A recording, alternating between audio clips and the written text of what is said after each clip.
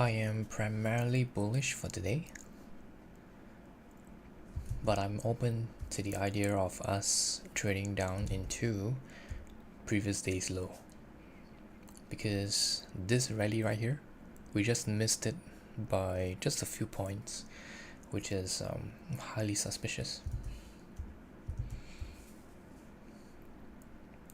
On the 50 minutes right now, we are trading back into the bearish order block, and we have a complete gap fill before 9:45. So right now I would like to see price start to break lower and then take out this low right here, and then I'm looking for a possible shift higher into this highs.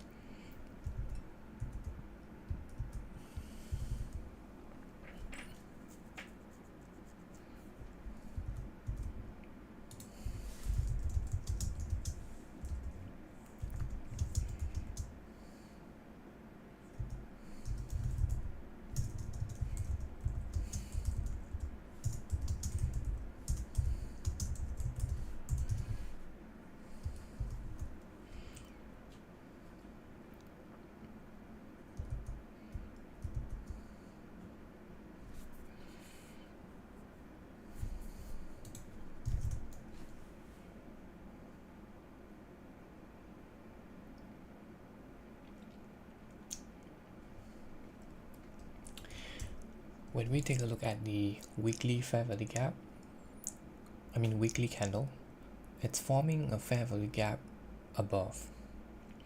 So in order for us to trade back into the fair value gap next week and then send the price lower to take out this week's low, I would have to see price close above previous week's candles low for a opportunity to even trade back up into the fair value gap.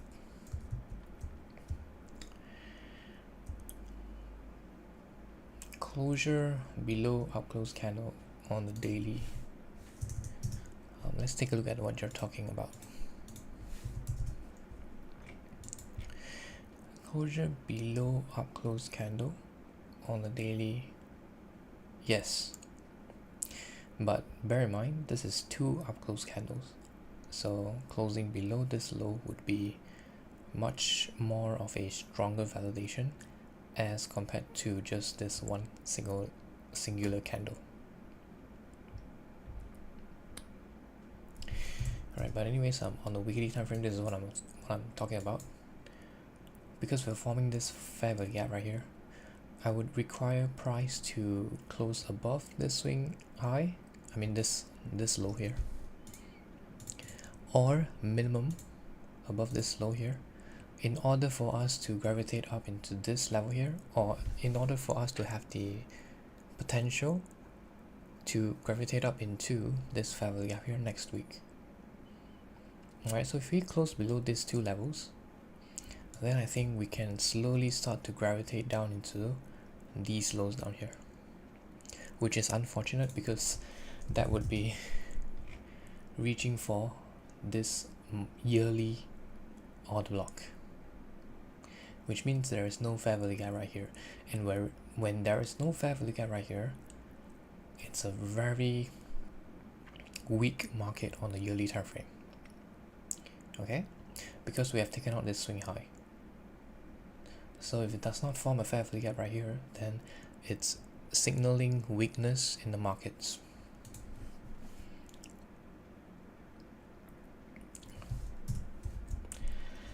Below opening price, yeah, you can do that, but for me, I found that closing below the entire candle is much more stronger. ICT mentions that he only needs a closing below the opening price for it to be a bearish order block. Yes, ICT mentions that, but based on my own backtesting, I found that to be very 50-50. Or is it that he has some conditions that would validate that particular idea? I'm not too sure, right? For me, it's more like a 50-50 if I were to be the one using it.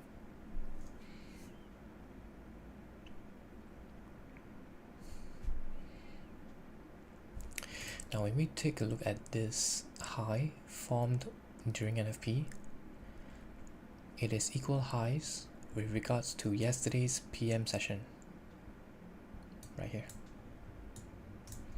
Let me just remove these two lines here. So yesterday's PM session's high is right here. And then when we take a look at the NFP highs, it just fails to take out that high. So the overall context is, right now we are Friday, we're in Friday.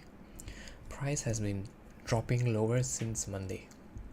We have been in a consolidation since Tuesday. Alright, so price was unwilling to seek lower prices for now. So Thursday's low is more like a 50-50.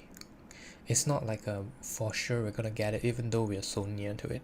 Okay, Dow Jones has already taken out the previous day's low, which is a potential for a reversal, because for Friday, when we have a one directional move throughout the entire week, Friday tends to be a reversal.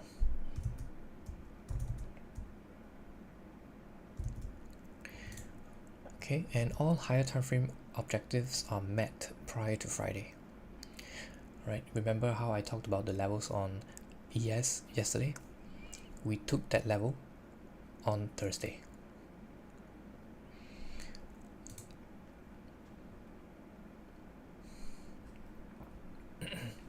So right now we are closing above the opening range gap, which is not the best for shorts if I was even looking for one.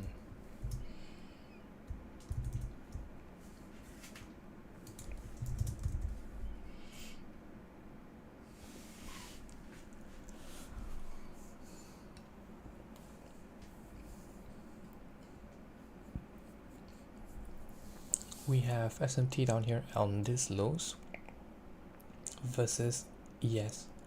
ES made a higher low.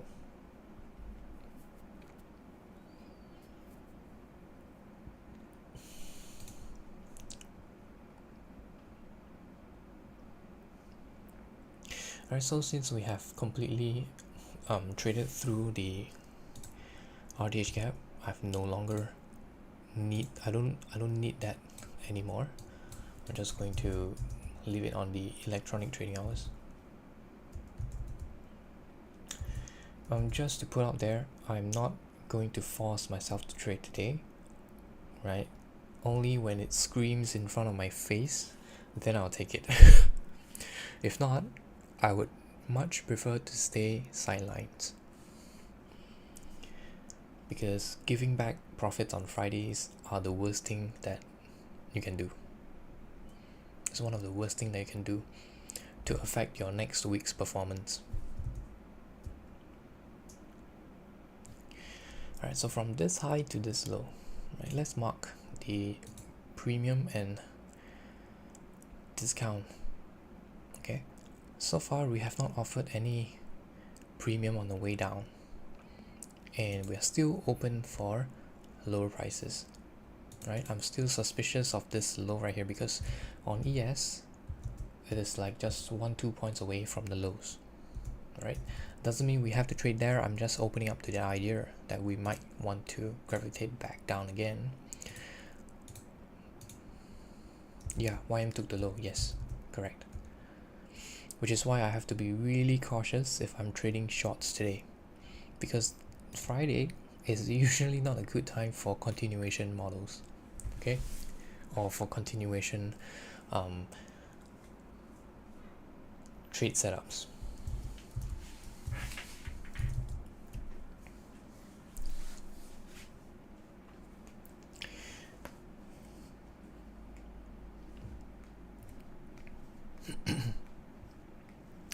Okay, right now it's 9:45. We have a quite bullish close on the 15, I must say. On the 5, same thing, quite bullish. On the 1 hour, we still have 15 more minutes to go. Right, this OT right here is still valid. Okay, And then we have the 4 hours as well. So on the 4 hours, you can see we are basically trading into this small tiny little fair value gap. And for the past few candles, they are relatively small in terms of range. Small range. So for today, I mean for this candle and the next candle, I'm expecting large range candles. So it's better to be more cautious. You don't want to get caught off guard. Okay.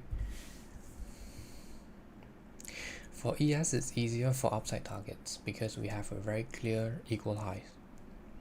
For NQ, it's not that clear. Okay, so when we take a look at ES, right here we have equal highs, and then over here as well. So we have a lot of confluence for equal highs, right? So over here is much more nicer and cleaner to run this highs in my opinion. Right, let me just remove this for ES. But for NASDAQ, this high right here took out this high. Notice the difference. So on the higher time frame context, we're still bearish. Midnight opening to the tick.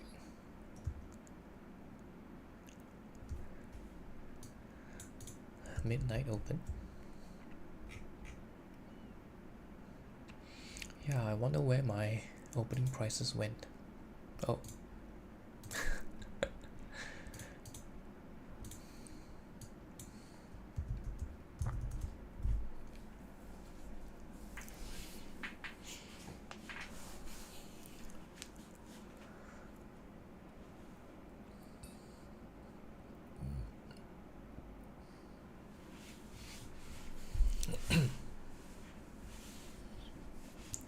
So in order for us to run those equal highs, I will need us to trade above this high right here.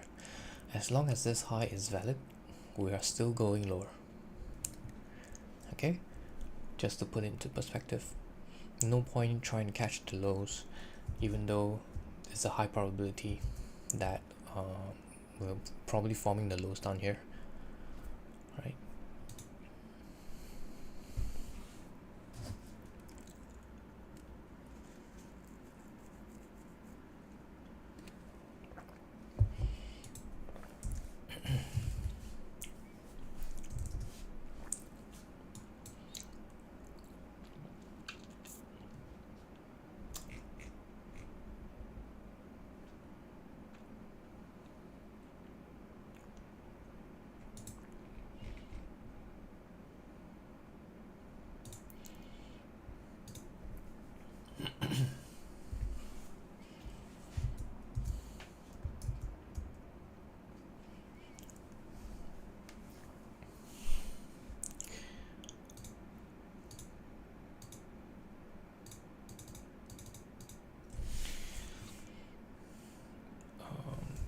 Thursdays PM session highs.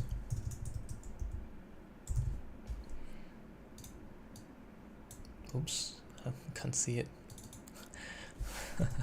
Not gonna annotate it then.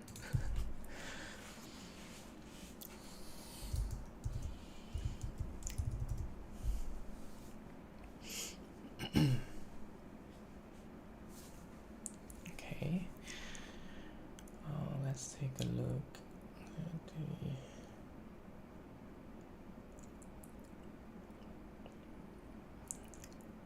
yeah, we do have stacked confluences between this SMT right here, which is why we have formed this move higher.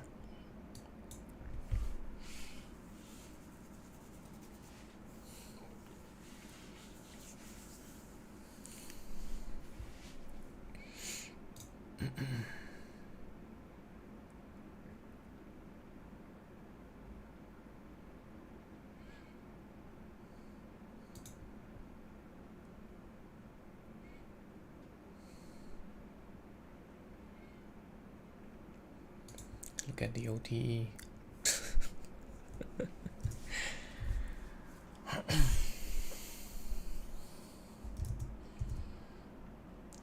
potential OT retrade reverse. So maybe, I'm not too sure at this point in time. I have to wait for the 1 hour candle to close.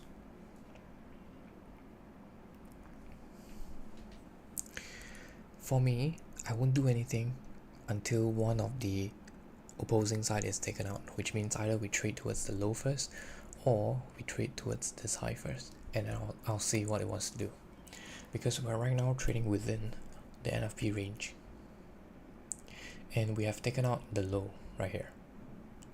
So technically speaking, the high should be next. That's usually how it works.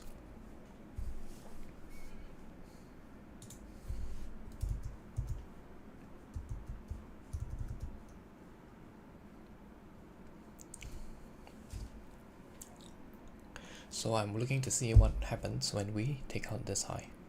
Are we going to continue lower, or is it just going to push it higher and higher? So because right here at the opening of 9:30, price has been raging higher. Okay, so usually 9:30 to 10 provides the false move, usually, right? Not always, but usually. So whatever happens between the first 30 minutes is more like a building up of sentiment for traders who wants to just get in and get on to the trend.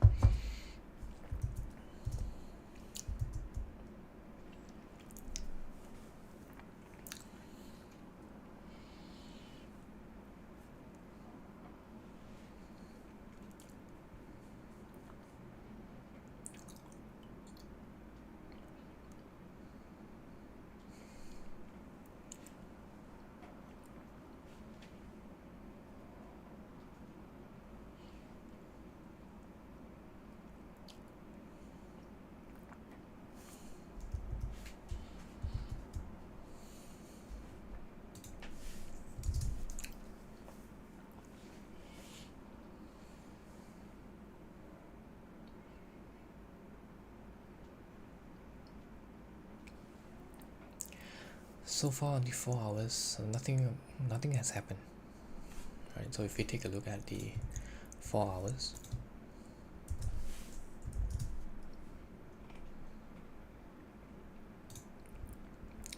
we're still within this huge candle.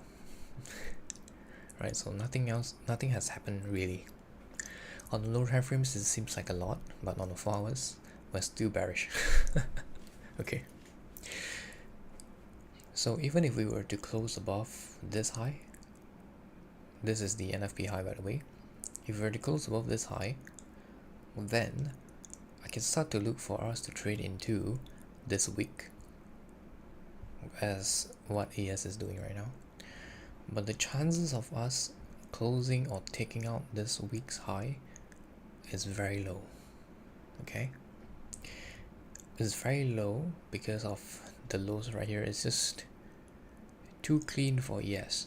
For NQ, I can understand if it doesn't want to take out the low, but for ES, it's just I don't see this as a bullish setup on Friday itself. Okay,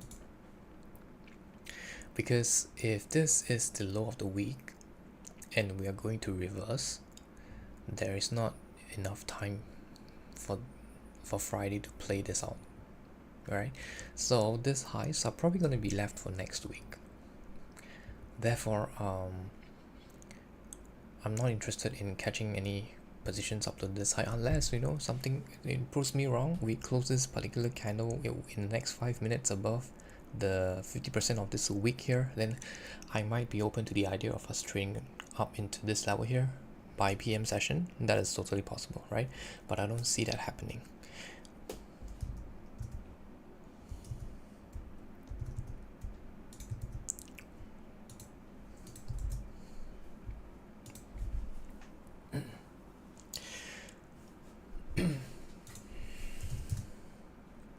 Lots of possibilities to be played right here,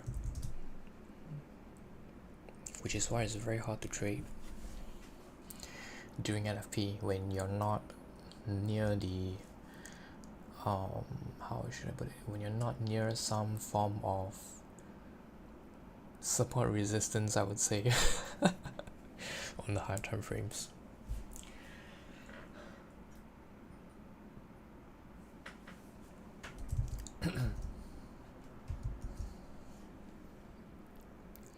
NFP can be really easy sometimes, but just not today.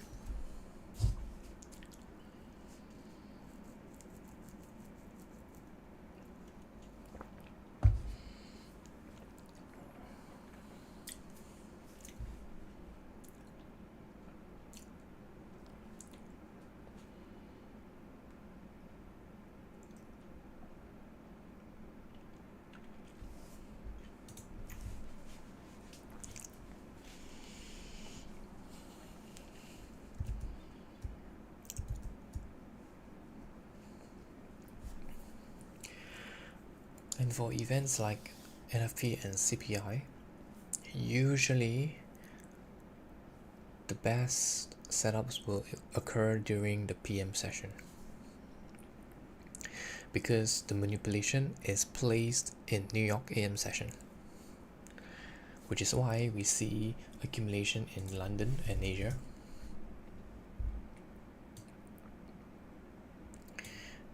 Right here. Asia, London, accumulation, and then we have the manipulation. So what comes after manipulation? The real move, right? The real distribution. So it starts at the PM session. So if you're like you're just specializing in trading the high impact news drivers, then you can wait for the PM session to present a much cleaner price action. Like the direction and the bias will be really obvious.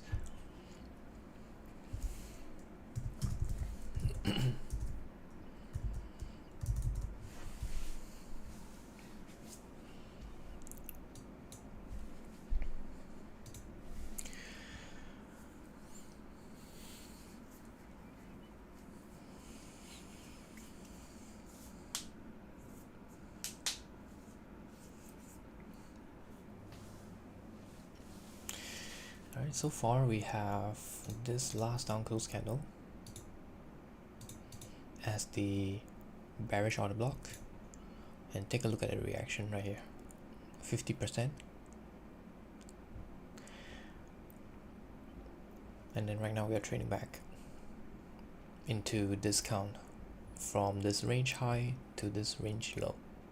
Okay,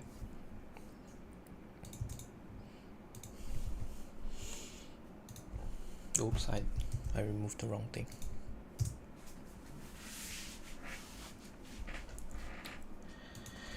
Alright, in 2 more minutes we will be closing the 4 hours candle. Let's see where it closes.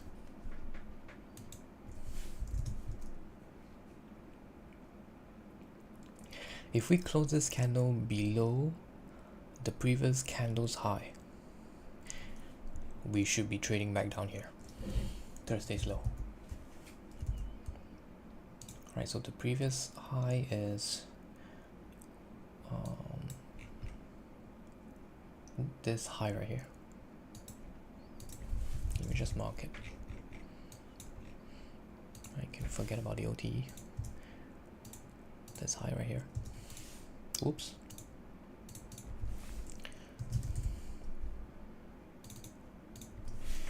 Previous 4-hour candle high. So this itself is stop hunt on the previous 4-hour candle high, and then we're going to trade lower.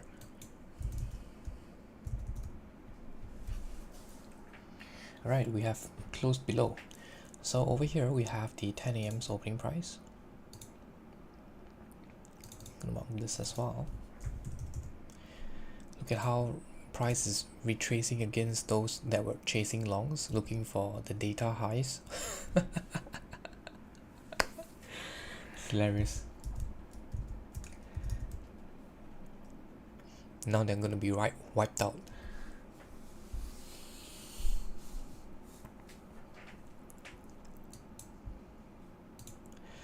because the lows here are just too clean for me, especially ES. I can't believe it.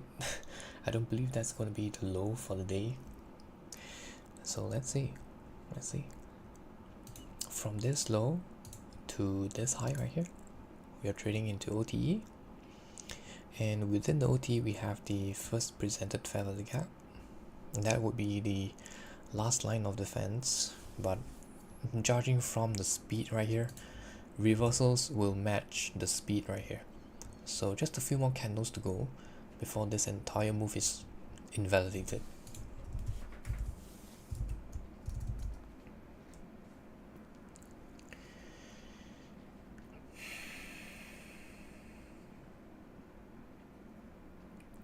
Let's see if we have any SMTs between the micro sessions. Oh.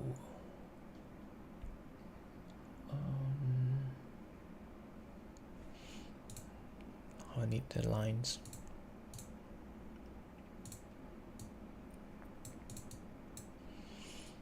Between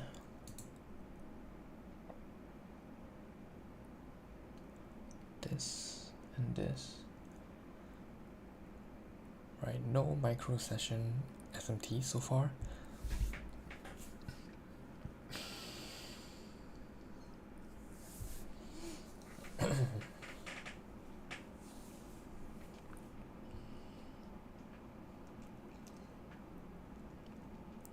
The only micro session SMT is the lows right here.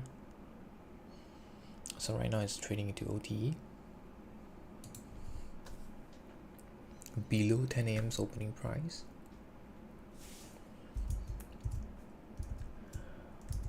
So when you see that I can frame both sides, it's better not to open any positions, because when you can frame both sides, it means that the bias is not strong.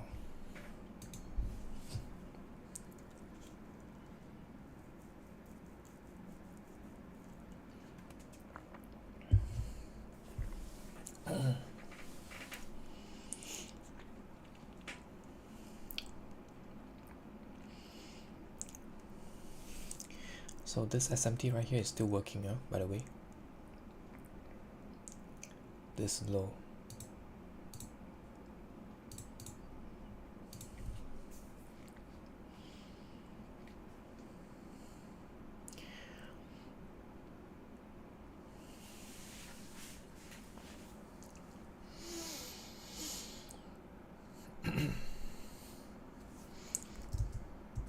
But just to put out there, SMTs are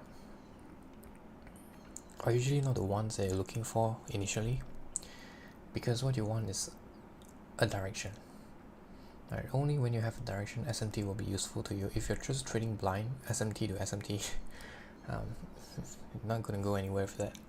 I tried that before, by the way.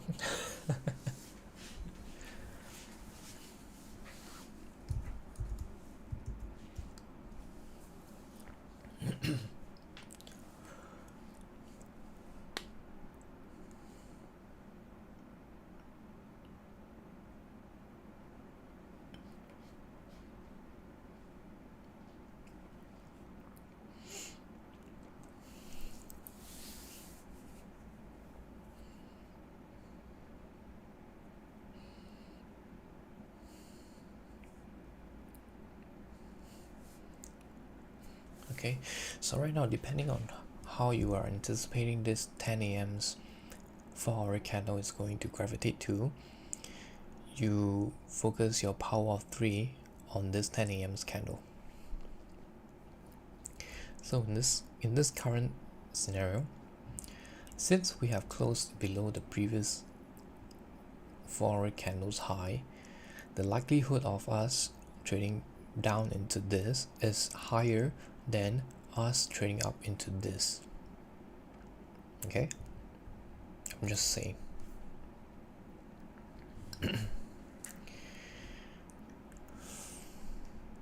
So far on this move, we did not have any stop hunts yet on a 1 minute.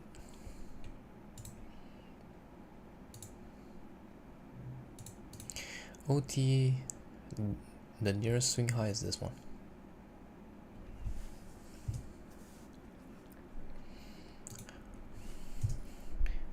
Oops.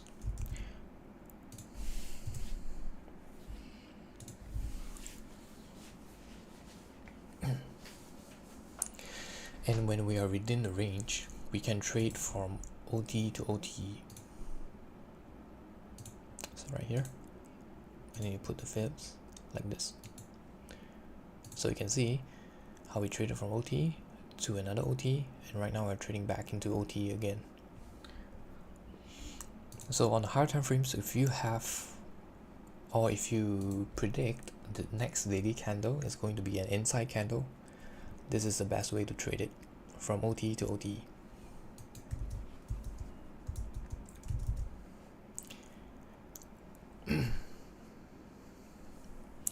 That is a very useful information right there that I just presented. Just look at Tuesday's price action. Tuesday and Wednesday's price action. Or should I say Tuesday, Wednesday, Thursday's price action this week.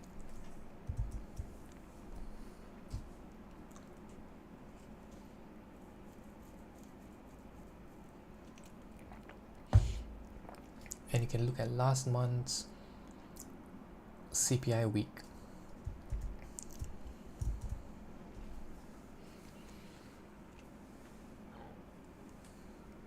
You look at where the low on Thursday, which is the day after CPI was formed, before the eventual move higher to take out the equal highs on Nasdaq. ES was way cleaner as compared to Nasdaq, which is usually the case because, as ICT has mentioned, ES is a more gentleman market as compared to Nasdaq. So for moves or cleaner price actions, S&P is going to provide that.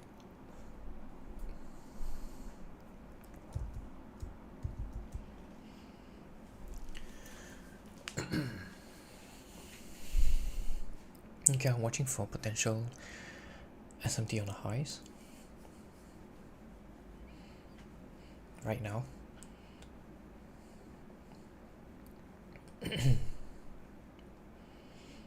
I would love to see Dow Jones sweep the high. This high right here, if possible.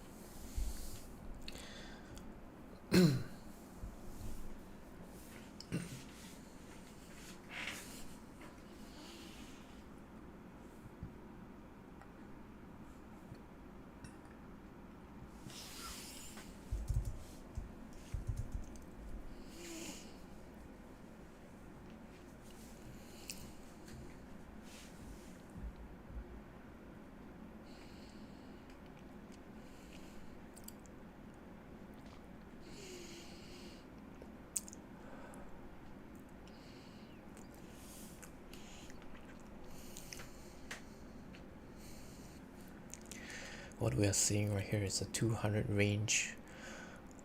point range chop fast. I'm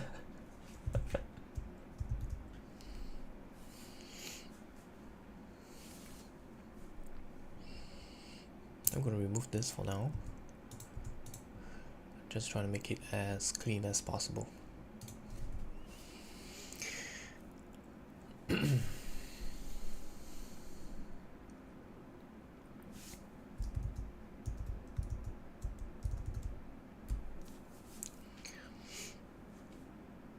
Especially on the lower time frames, you don't really want to have too much annotations because you want to be flexible with your bias on the lower time frames.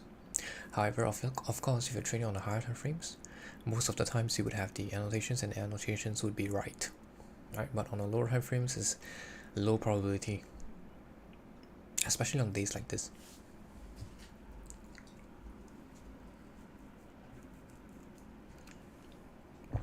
Because whenever you have annotations on, you tend to look towards those annotations, and those annotations are going to strengthen your bias in whichever direction the annotation is drawn towards.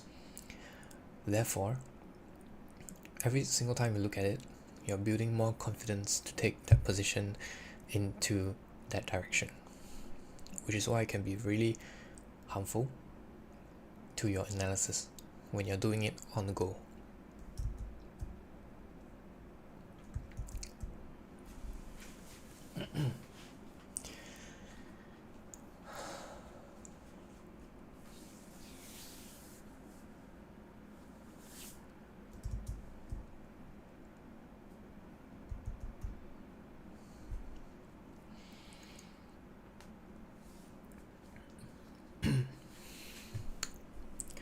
Now look at how this candle did not touch the first presented 12-hour gap.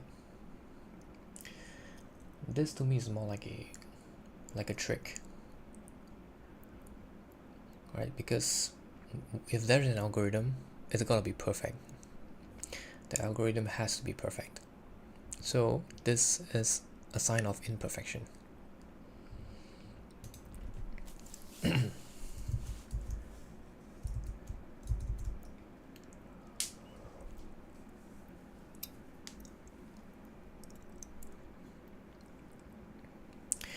And notice how over here as well, we are unable to clear the midnight opening price.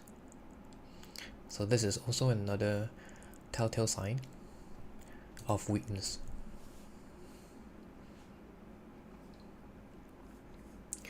On ES, it's unable to clear the daily open.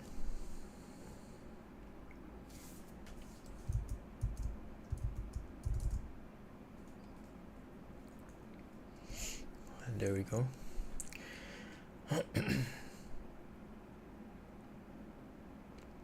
As long as price can close below 10 a.m.'s opening price, I think it's gonna melt down lower.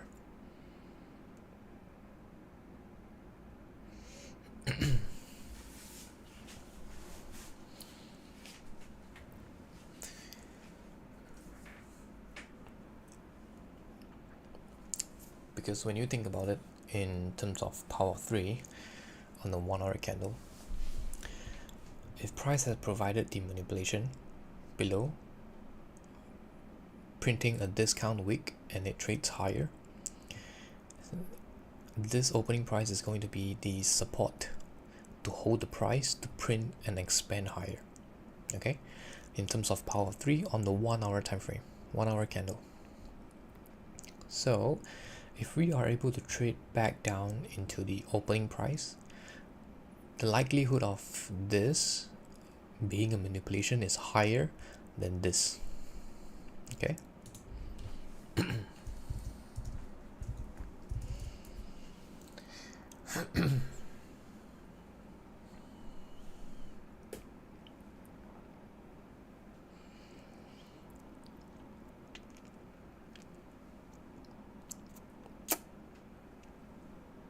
And down we go.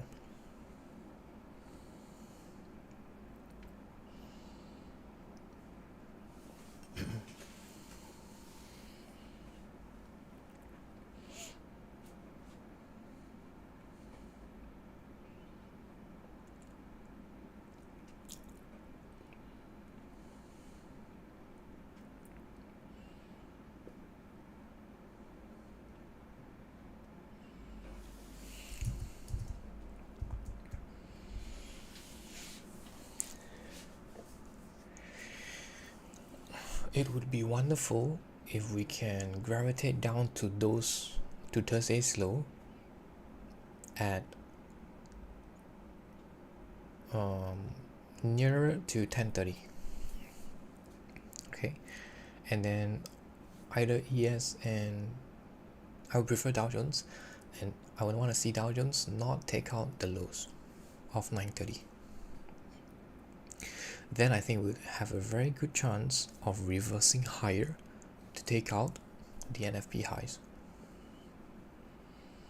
Because Dow Jones has already taken out Thursday's low, so there is no reason for price to want to gravitate down again for Dow Jones. But that's not the case for ES and Nasdaq.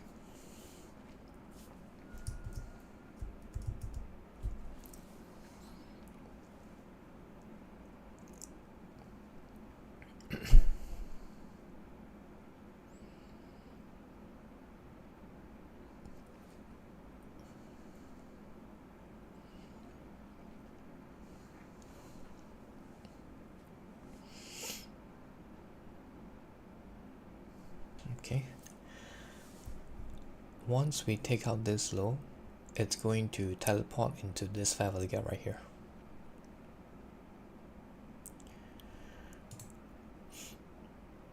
If it leaves the fair value gap and trades higher, it's going to come back down here again.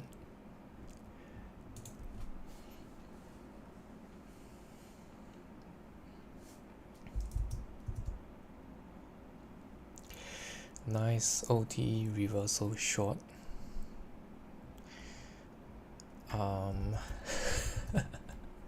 No, I don't want to position myself in the middle of the range. It's too risky for Friday.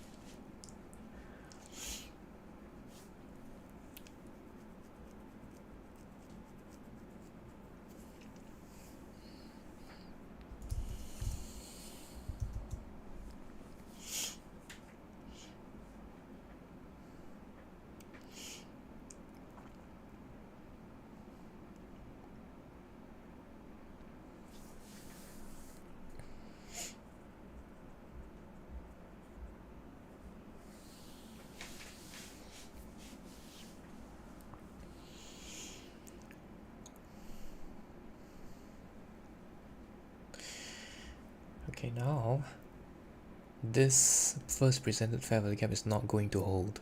Okay, once we close below the first presented fair value gap, it's going to teleport into Thursday's low.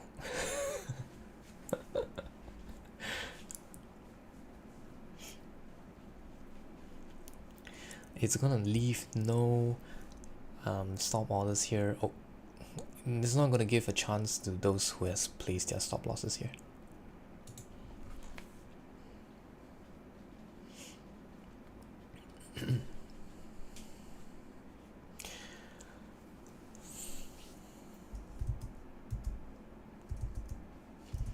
Alright, so some will buy this gap right here at a retest, correct? For ICT traders, some would use this as a potential support to go higher. The issue with this fair value gap right now is that it has not been utilized before in any way to trade higher. And this candle's low right here, I don't count it as utilizing the fair value gap to trade higher. I don't count it like that, okay? Because it formed a fair value gap. If it doesn't form a fair value gap, then that's different.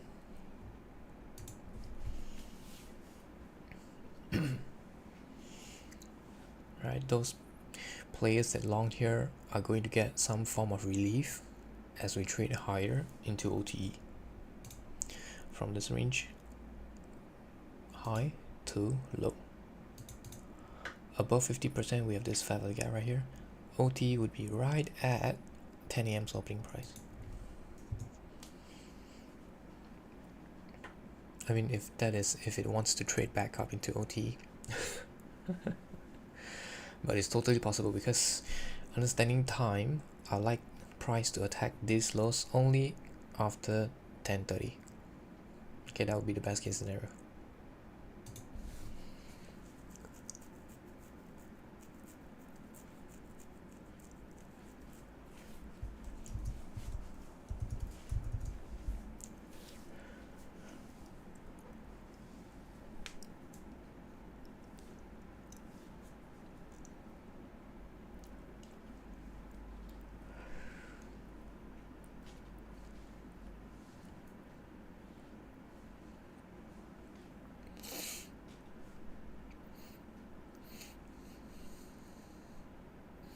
Now they're gonna trail their stops to the swing low.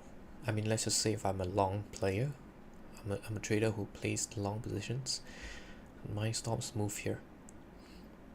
Because if we close below this this up close candle, it's just gonna melt through the entire lows.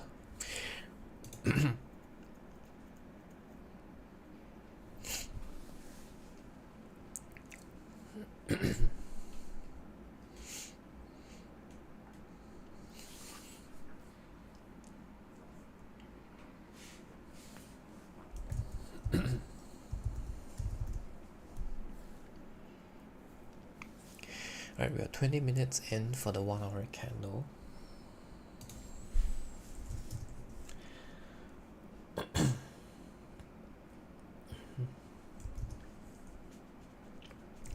we have a 5 minutes bearish fair value gap above this high.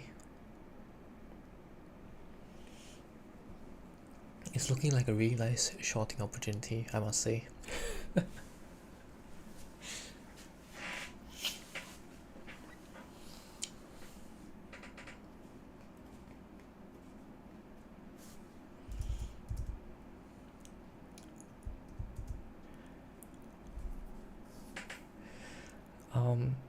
I don't think it's holding well because it's retesting it a lot. First presented fair value gaps are usually very strong in terms of support and resistance. So the more it taps into it, the lower probability this becomes. They work as inversion fair value gaps basically. So inversion fair value gaps are one of the strongest P theories.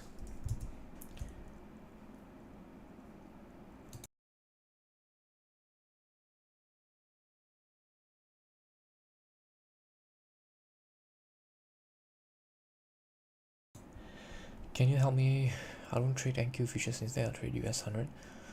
Can I refer to US 100 chart? No.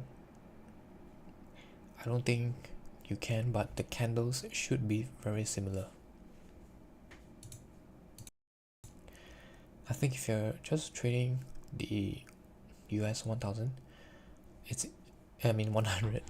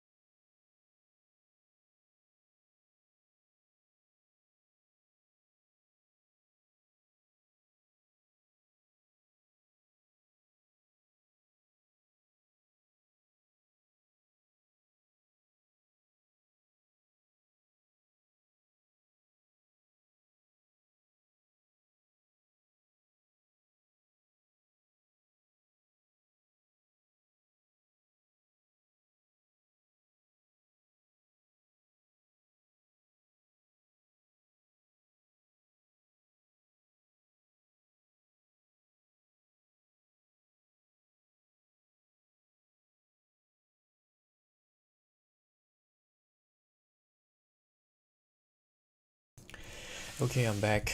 Life distractions, but just as I wanted to see after 10:30. Okay, so anyways, regarding your question, I think if you're trading US 100 chart, you should always refer to the futures chart, but if you can, try to rely on the candlesticks rather than the values. If the candlesticks are different, then I think that will be slightly hard, but I guess if you utilize the OTE as your entry, that shouldn't be a problem. Alright, so right now what I want to see is Dow Jones not make a lower low.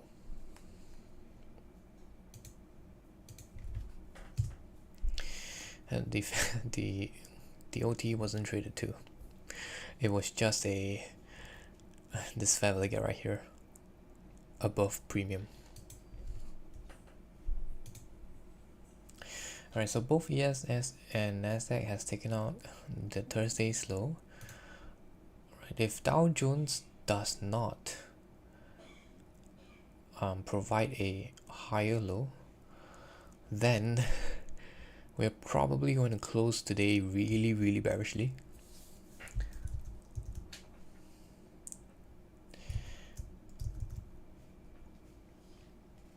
Which is not what I'm anticipating, because I'm still looking for this high, right? Since we have taken out this low, I'll be looking for this high right here. And in the overall perspective, 10 a.m. opening is also the 4 hours opening. So right now we are just doing this at the beginning of the 4 hours candle. Okay, so just keep in mind on the higher time frame, nothing has changed. We can absolutely soup the lows to go up higher, okay, due to the time that it took, or should I say the low was attacked.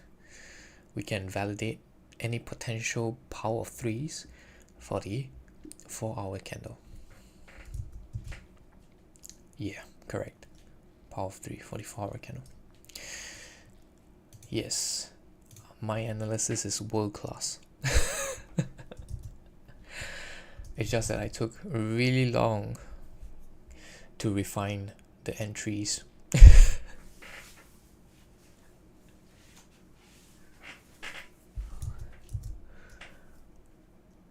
YM is always the outlier.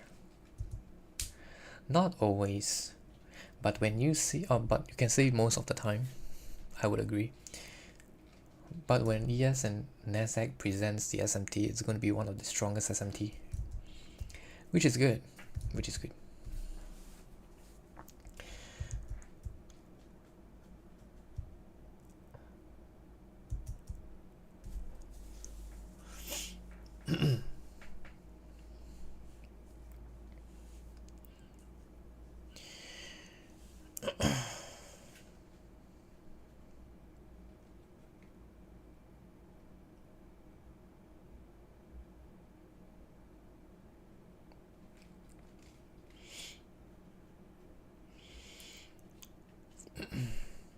So in order for me to go long,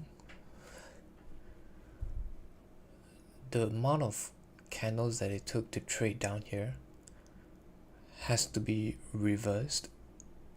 I mean, has to be the same when we reverse. Okay, so right now we can only rely on the micro time frame SMTs to provide additional confluences as long as Dow Jones does not make a lower low. All right, so with regards to that, I'll have to move the quarters.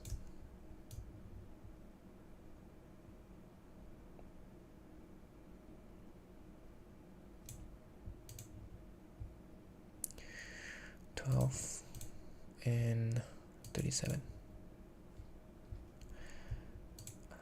Just making sure it should be 22. Oh, 23. 22. 22. Why is it 23 there? 23. Oh,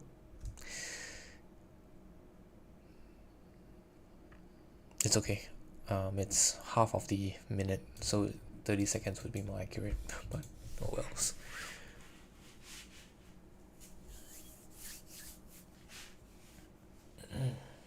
Alright, seems like we're not gonna have any reversals today. Dow Jones is heading towards the lows.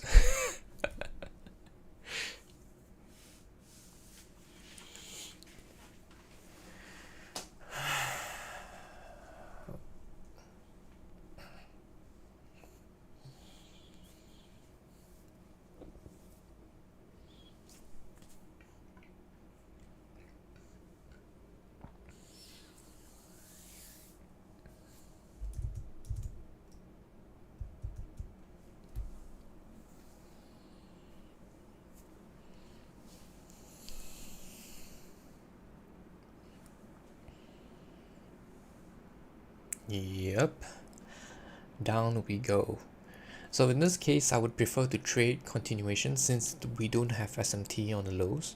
So for continuations, it's better for us to wait for the PM session, right? The reason being is because I'm going to jump into the 50 minutes, removing all the drawings here. So jumping on the 50 minutes, right here, we have the quarters, right? So this is London, and then right here, I'm going to mark out the PM. All right, so the manipulation was this candle. It took out all the highs here, and then right now we are trading below OTE, providing OTE, and then lower. So from this high to the next low that's going to form at the end of this quarter, PM session is going to retrace and then to continue lower. That is the game plan for continuations. All right, unless we have SMT between this low that is forming between here to here and a low forming between here PM session, then I will not look for reversals. So looking out for SMTs between these two lows down here. If there is no SMT, then looking for continuation in terms of retracing into OTE and then lower. Pretty simple. So this has to be done in the PM session because right now, if you try to continue for this move lower, the likelihood of you getting stopped out is very high because you're not going to know where the low is going to form. Okay, the most the closest I can get to PS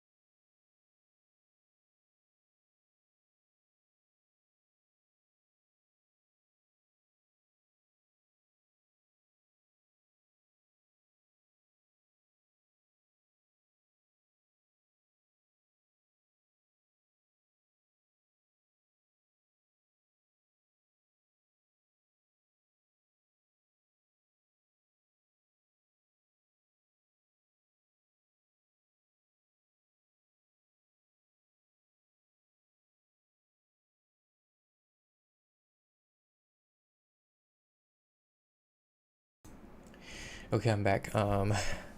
Distractions again, but anyways, at this point, what do you mean why? Okay, let's answer the first one. Why am I still quite far away?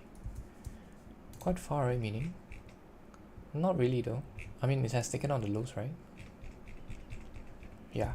Next would be, at this point, would you wait for 10:45? 10:45. If you're trading the retracement of the particular 1 hour candle, yes, you can wait for 10:45, but I don't think that is a very good idea. So the way to trade the 10:45 is you split the hourly candle into 4 quarters, right? So 15, 15, 15.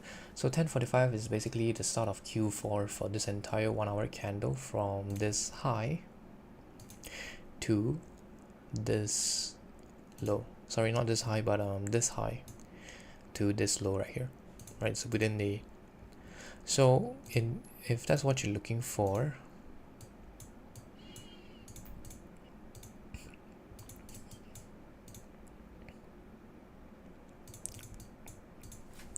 then you can look for some form of SMT down here between this quarter and this quarter, and then to look for the highs, but not the highs, but more like a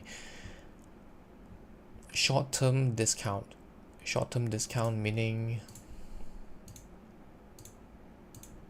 I mean not discount, short-term premium, meaning anything above 25%, that would be your target, right? With whatever lows that is formed. Yeah, you can do that, but it's the retracement trades. Retracement trades are usually low probability. At the start of the 4 hour candle, you mean not really the 4 hour candle, but at the start of the lunch hour from 12 onwards, because as I've mentioned before, right, on the 50 minutes when we have a displacement or the manipulation that started in the New York session, the PM session, it's going to provide the continuation lower until 2 p.m. Okay, so 2 p.m. onwards is when the next start of the 4 hour candle will be, and that is when you look for reversals or retracements based on the daily candles range.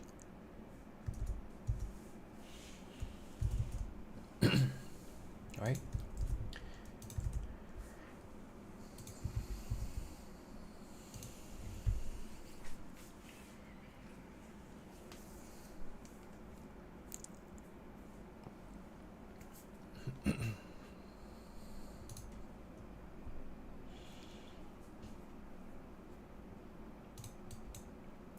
So from 11:30 onwards, we can start to look for retracements up into any OTs that's presented right here to continue lower.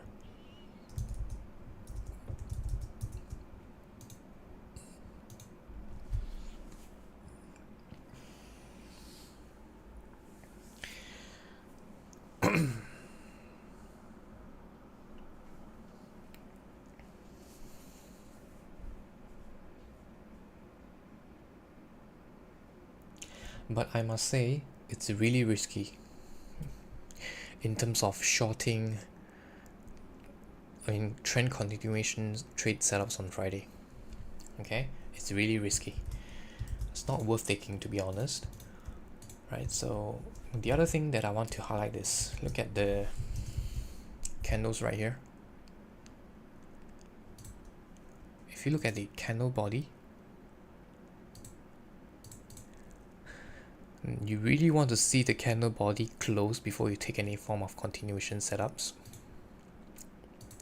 This by itself is a form of SMT. Right, it's from Day's quality theory, it's just hidden SMT, hidden SSMT, right? So the SMT between the candles bodies are usually the strongest SMTs, right? So you need to see YM close below this low here. Right. So over here, you can see the quarters. This is 1030, right? This is the quarterly low right here.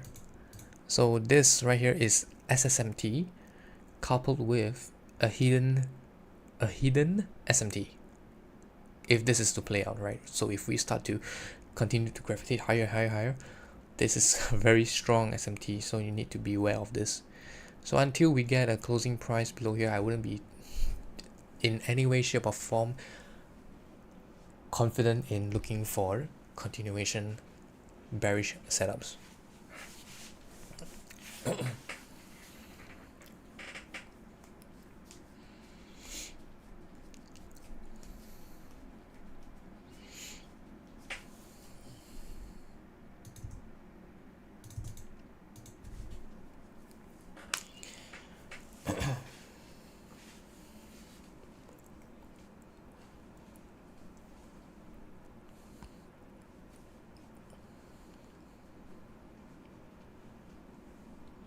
Yes, SMT with bodies, you're right.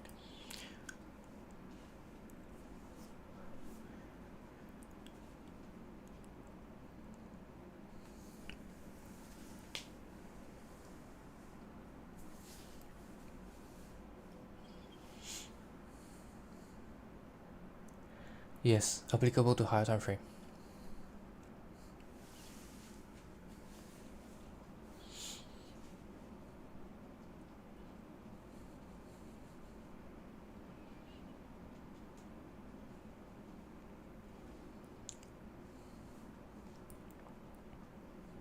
Look at this.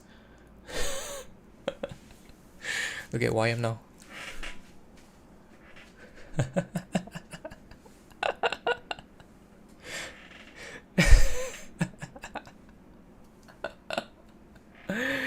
Okay, NFP highs, let's go. Let's take a look at the 1 minute chart. Incredible, right?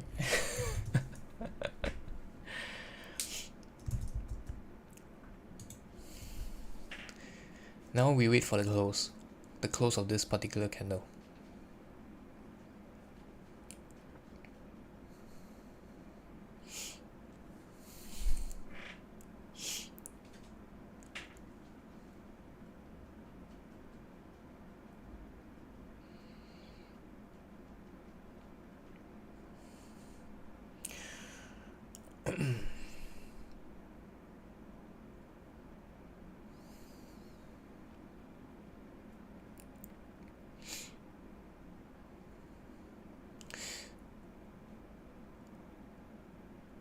News? No, I don't care about news. News is just making price go where it needs to go at a faster speed.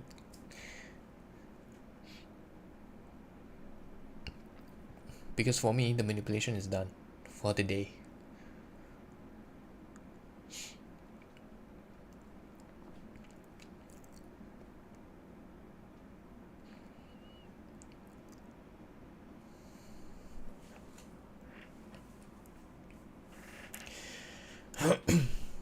But it all depends on the close, right? I'm still waiting for the close. 9 more minutes to go. Anything can happen within the next 9 minutes.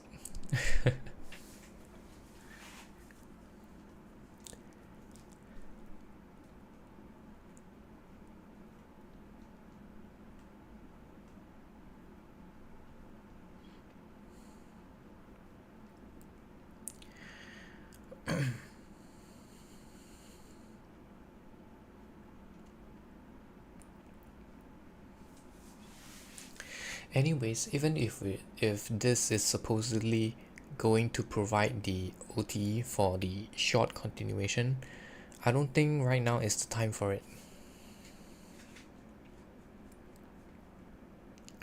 Because usually it does not happen at 10:50.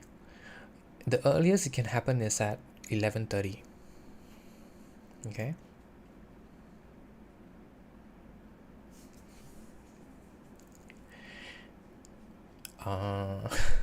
Yeah, I can understand that there are probably too many terminologies.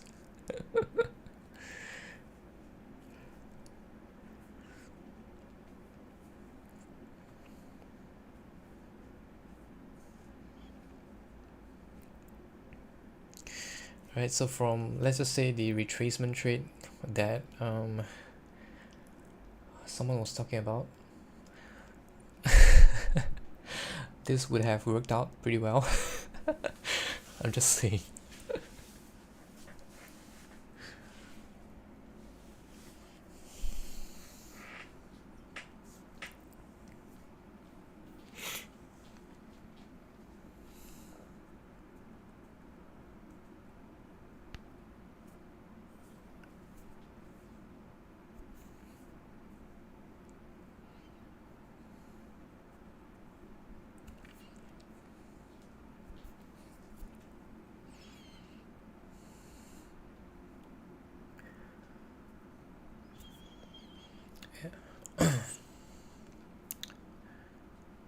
Hi KUM.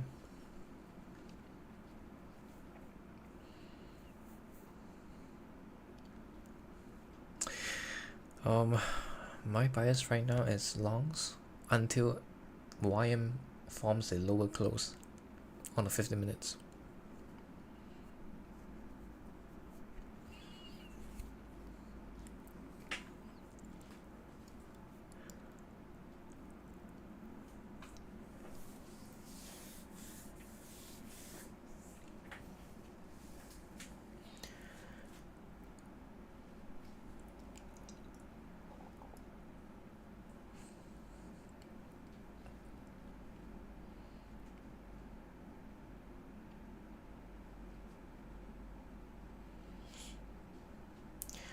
I guess OTE was offered on the 1 minute. With regards to a bullish setup, we'll check back later.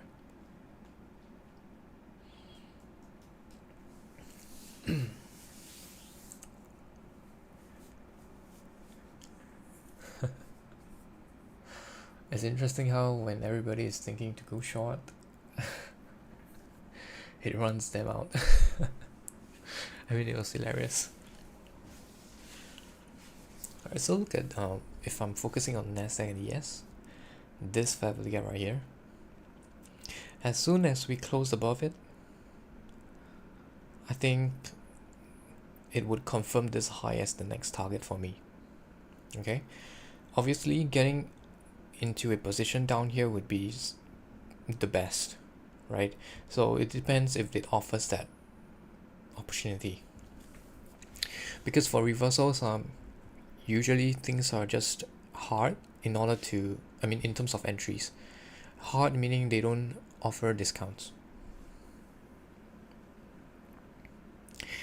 One candle for usually for high impact news drivers, I think I would allow up to 3 candles.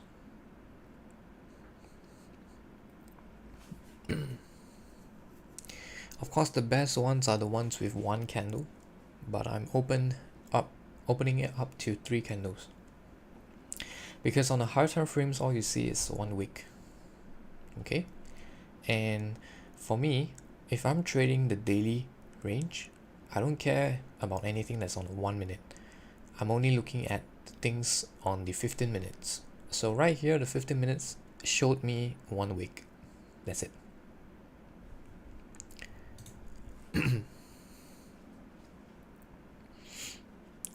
First fair value gaps range. Right. And I think that is good to know, because for today, the first fair value gap did not offer any form of good support and resistance so far. So I guess this is the first tap. The multiple taps later on will be signaling that we're going to break through that fair value gap. For YM,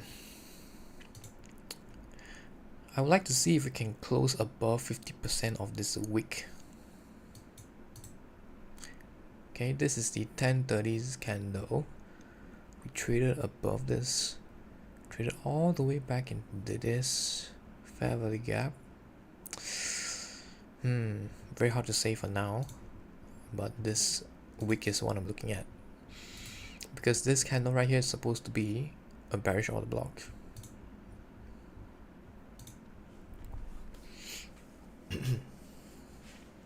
But I wouldn't read too much into it, because the 15 minutes looks really choppy, right?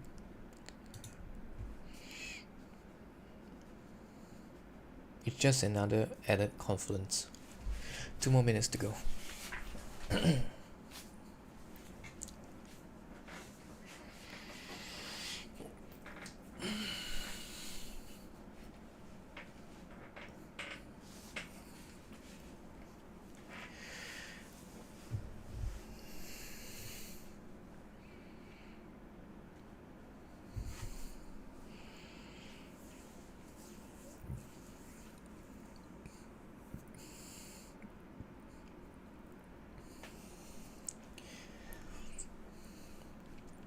Above this candle's low, that is one telltale sign that I can start to build a bias towards this highs, right? But closing above the consequent encroachment of the wick right here, I think that would pretty much validate the move higher.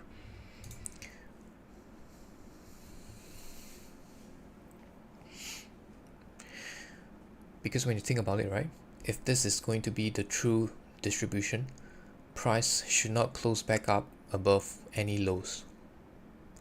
It should be a continuation lower and lower, lower.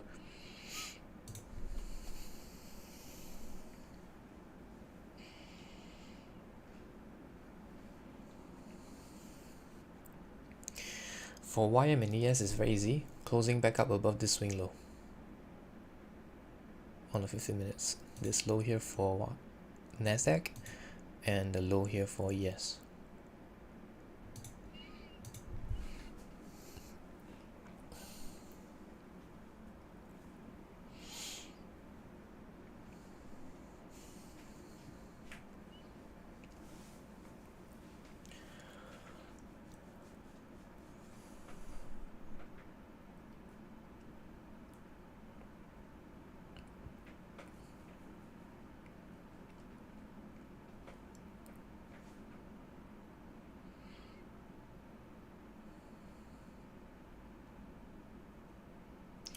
Alright, so for ES and YM, we have some sort of like a small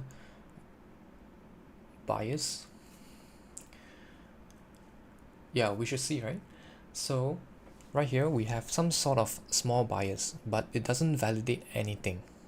Okay, we have to wait and see what the next candle do. This is just a small bias. It's not like we closed above this consequent encroachment, right? As what I was looking for. Therefore, I have to wait for the next candle, right, to see what this candle wants to do. Does it stays above this low, or do we start to gravitate down again, or do we form the validation? Okay, so obviously over here you can see that NQ is the weakest in terms of strength, so we can't use NQ as the validation, but we would have a break in correlation. Let's just say if NQ is the one that is willing to close above this low, then that is the crack, right? Because NQ was supposed to be the weakest, but however it was willing to close above this swing low, then something's wrong with the strength correlation versus the supposed respecting of the bearish PDA rays. I hope I'm not confusing. Right? Basically saying when one is bearish but then not respecting bearish PDA rays. That's what it means.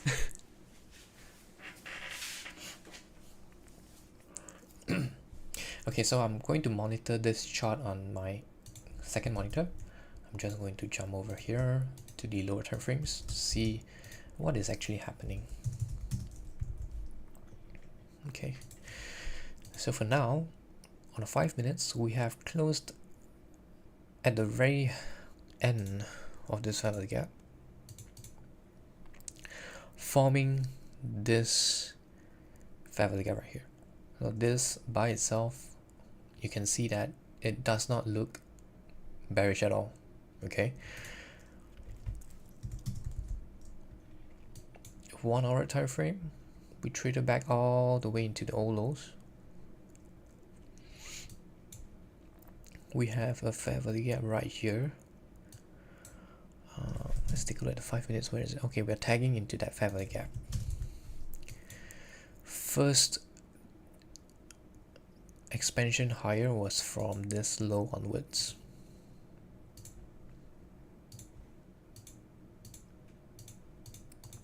Okay, and then let's take a look at the what is that?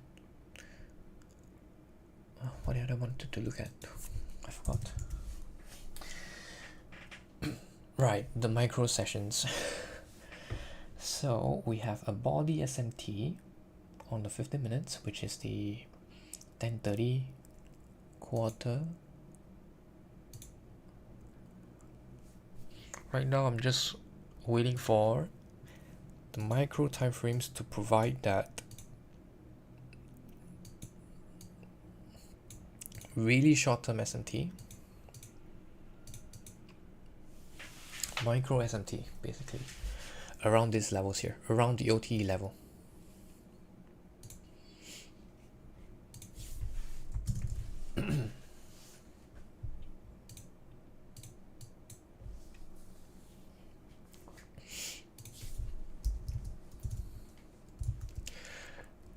As you can see right now, I'm opening up the idea of trading up into NFP highs. Okay, and I'm looking for setups to confirm that move.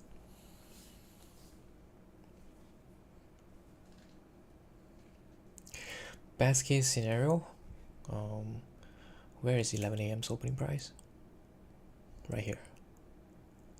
We get something below 11 a.m. opening price.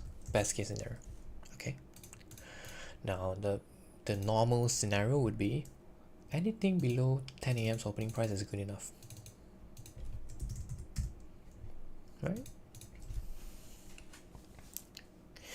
So right now we wait to see if price wants to confirm this bias.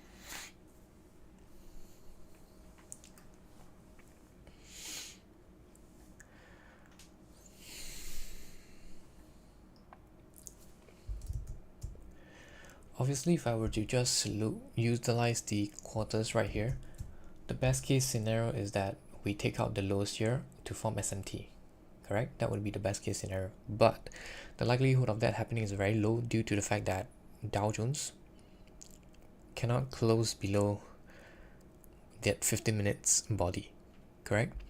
So because of that, the likelihood of this forming the low of the day is very high. So we'll only be looking for SMTs between Q3 and Q2. Whatever low that forms in Q2, I would like Q3 to make a low low or a high low, preferably between ES and NASDAQ, and then we start to move higher. I would prefer that scenario. I'm not really forcing it. I'm waiting. Yeah, waiting for next week would be the best case scenario, which is why I'm only trading on this evaluation account. I'm not trading on my live account.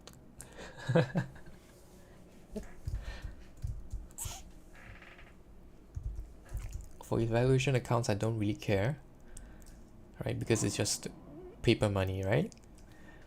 But for live accounts, obviously, I'm putting everything to next week.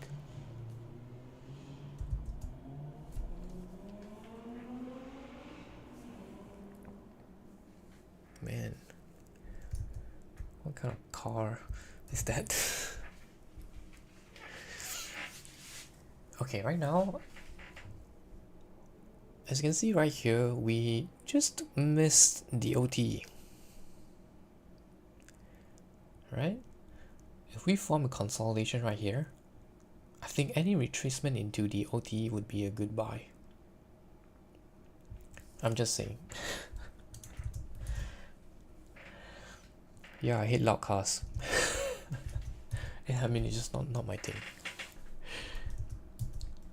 How annoying at this time of the hour.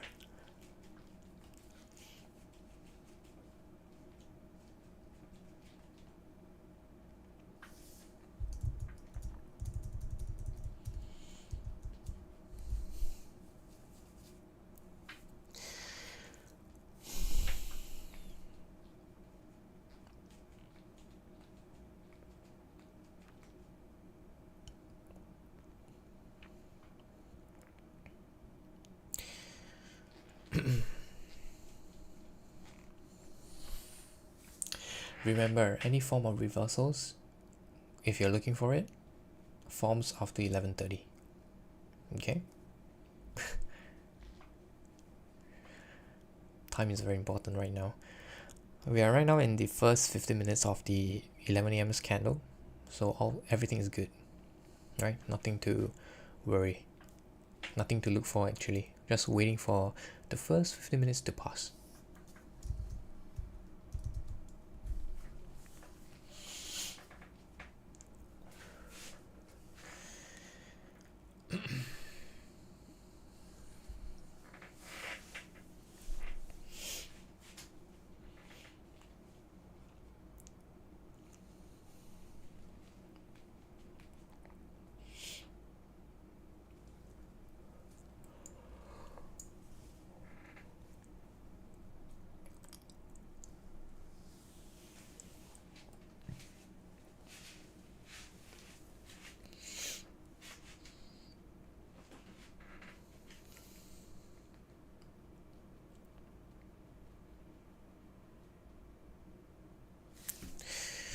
I'm gonna remove this shaded area.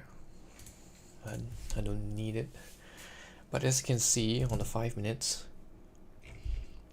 the longer we spend in this CB, this bearish fair value gap, the longer we spend inside this fair value gap, the lower the probability this fair value gap is. Because as ICT mentioned before, high probability fair value gaps do not spend time like this. One tap, down. Okay, so right now it's forming a consolidation within this fair value gap, which is entirely not something that you want to see if you're bearish. Okay, so we're slowly building up the bias, slowly, step by step. What type of confirmation do you look for when price reaches OT? Turtle soup signatures.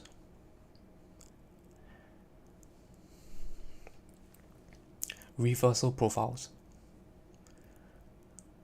So you want to see when price reaches OT, it gives a massive explosion higher. That is the confirmation that this bias is correct. Okay, so you will look for confirmation after the first 15 minutes. Yes, in this context, because I'm utilizing the power of 3 of this 1 hour candle starting from 11 a.m.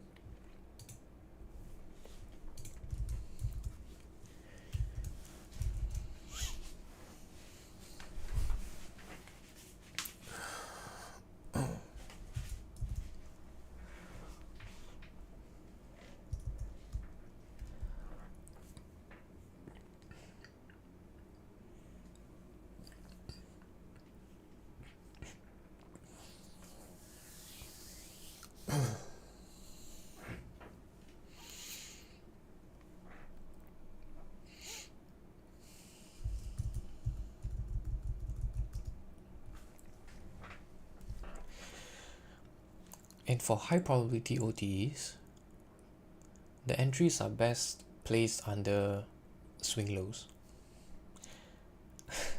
In that way, you're trading OTE at the same time trading turtle soups with regards to your entry. That will give you the best entries.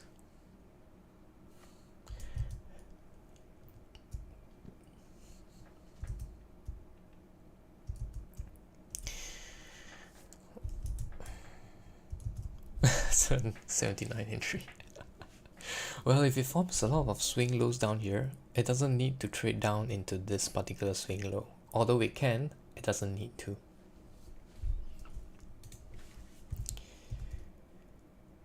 And the best OTEs often do not trade till 79. Often you're going to see price just stops at 705. Turtle soup and CISD at OTE is good for confirmation. On the lower time frames, it's very hard to say. Like for example, the 1 minute time frame right now, it's very hard to say. But if you have something on the 15 minutes, like your OT is based on the 15 minutes and you're trading the daily range, more often than not, it works.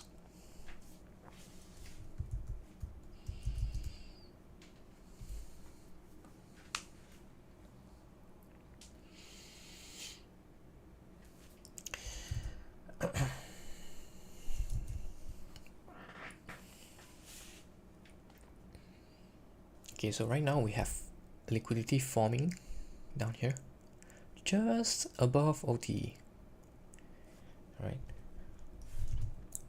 So as I mentioned before, like how I mentioned right here,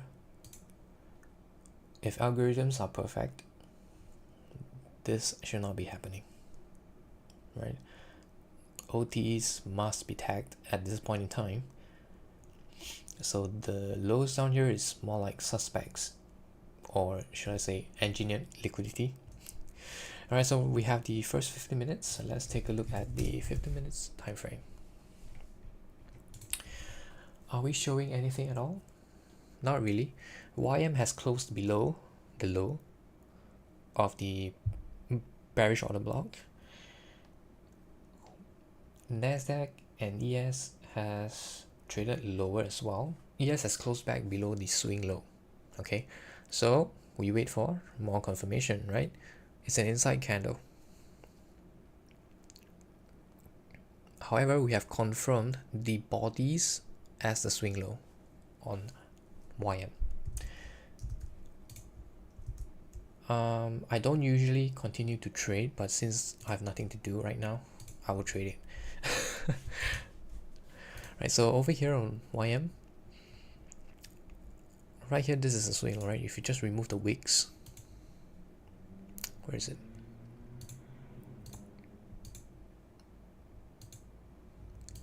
This is a swing low on the body, right?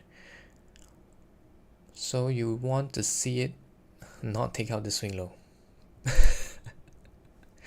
Not trade to the body in terms of closing prices to validate this setup. Bullish prices, what I meant. But in an event we trade lower, then obviously we look for continuations in the PM session.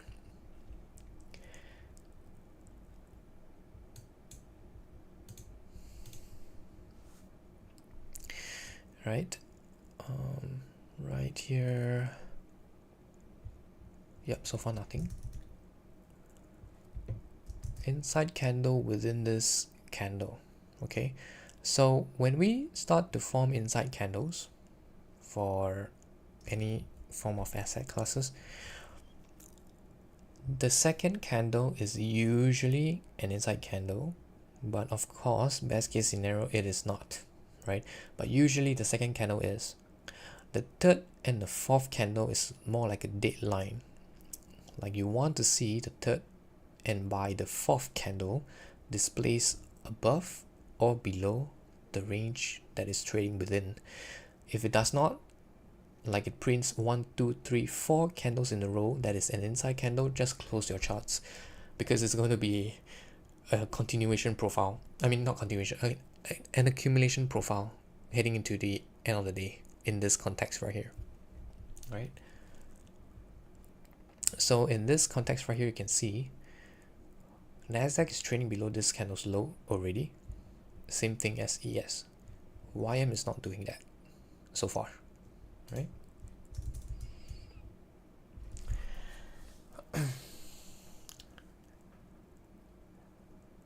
I'm assuming you're trading 11 a.m.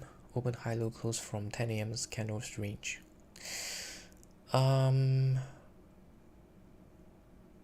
not that detailed because, as you can see, I'm not referring to 1 hour candles, but you can say that.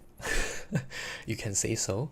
So if that's what you're referring to, then this is what we have right here. We're trading within the 10 a.m.'s candles range. Yes. So if we form an inside candle, then you know what to expect for the next few hours, right?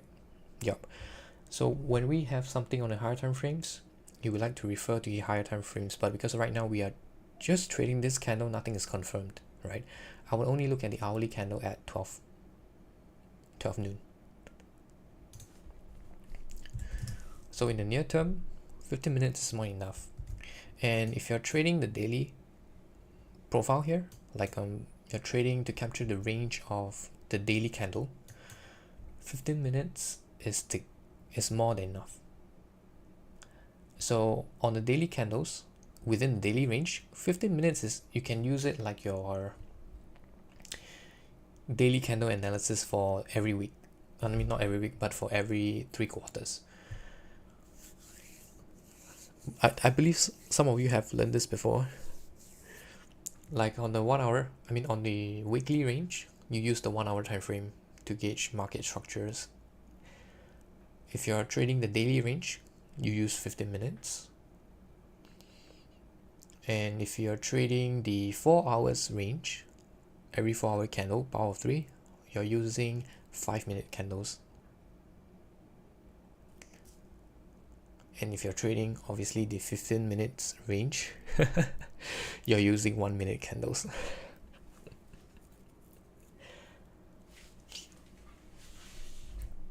So this is what I'm doing. Because I'm on the 1-minute time frame, right?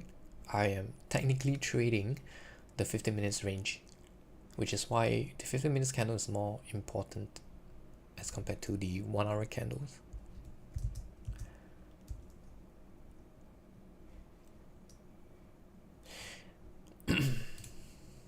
Alright, trading below here is permissible. It just cannot close below this swing low at this point in time. We have 9 more minutes to go. I'll check back later. Right now, jumping back into the 1 minute. Alright, noticing how we are not forming any sort of aggressive reversals after trading into OTE. So the likelihood of Dow Jones closing below that swing low is very high. Okay.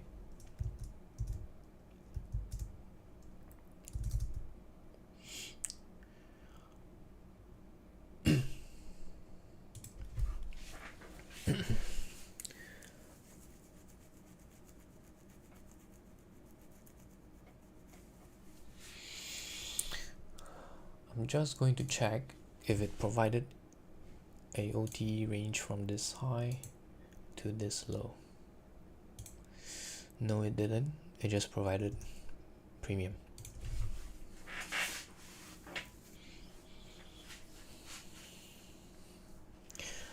Tricky price action for today. Very, very tricky.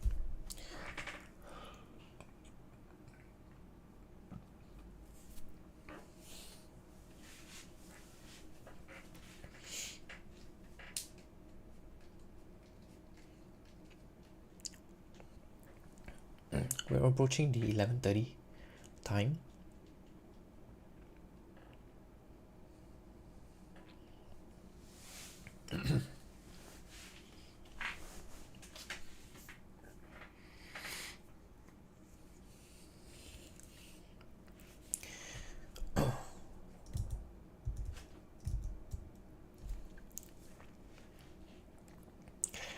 So you can see right now on the 15 minutes, Dow Jones is approaching the lows as compared to Nasdaq.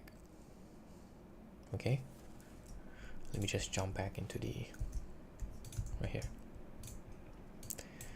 Look at how Dow Jones is gravitating towards this low here as compared to Nasdaq, when Nasdaq is the most bearish asset. So this is the crack in the strength correlation that I'm talking about. I mean, I'm not trying to force a long bias, I'm just reading what I'm seeing, okay? Don't be mistaken.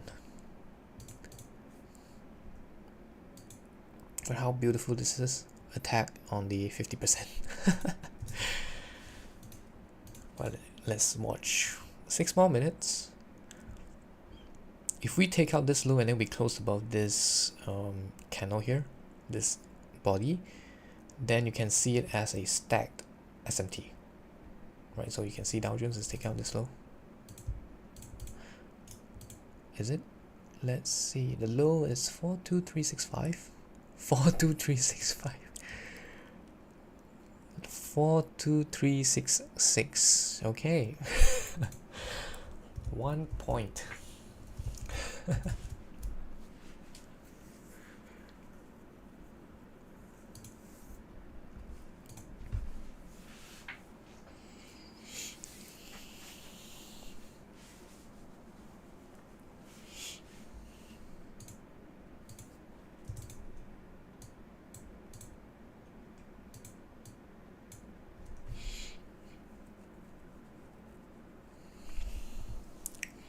5 more minutes.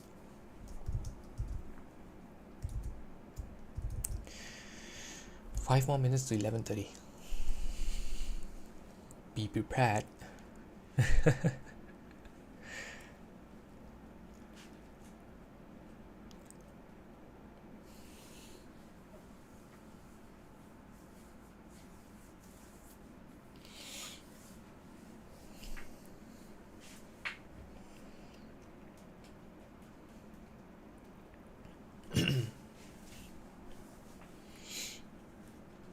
ES has taken out the lows as well.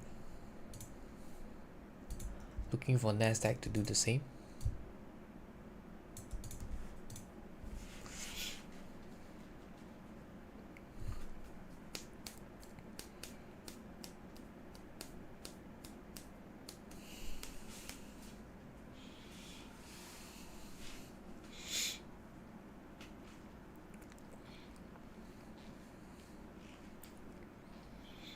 Okay, watching for the close of this candle.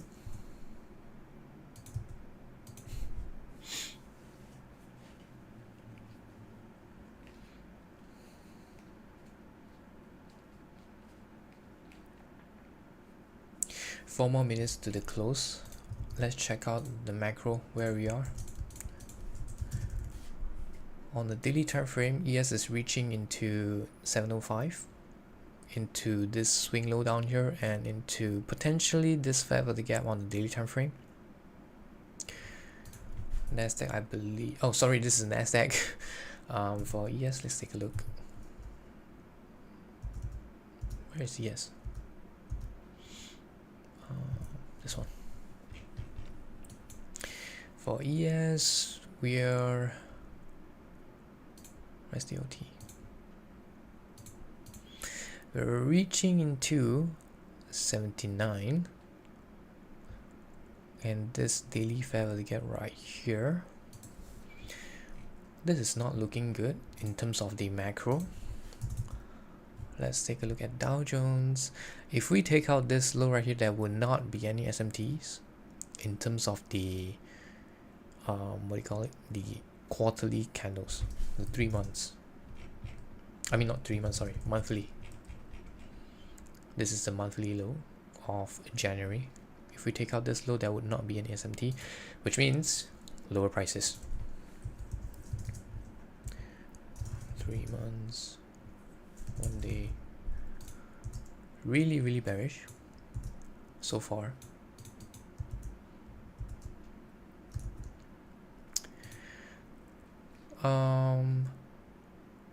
Both. you can take out the lows but close above the body. That is one SMT as well, right? So if it does both at the same time, which means takes out the low and then closes below the body, then that would invalidate any form of SMTs.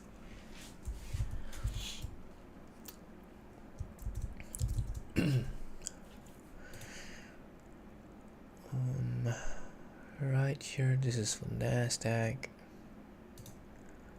Interesting how we are trading this low.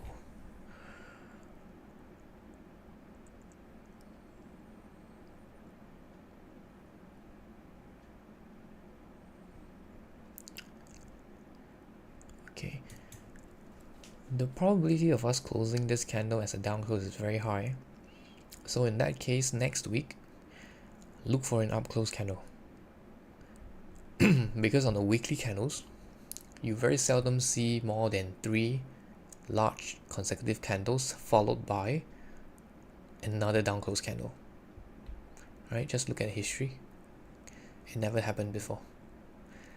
Because once it happens, we are no longer in bullish territory. Okay. Now you see on this uptrend, the longest streak was 4 weeks, but the candles range is more important, right? So from here, we have 3 really large down close candles relative to the dealing range. So just keep in mind. Unfortunately, if we do take out this lows on this year, right? Just imagine where we will be. I think it's right here.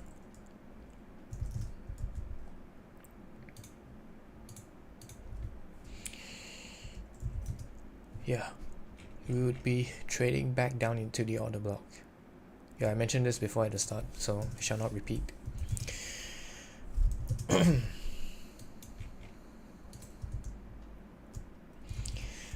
Trump's first term is gonna be bearish.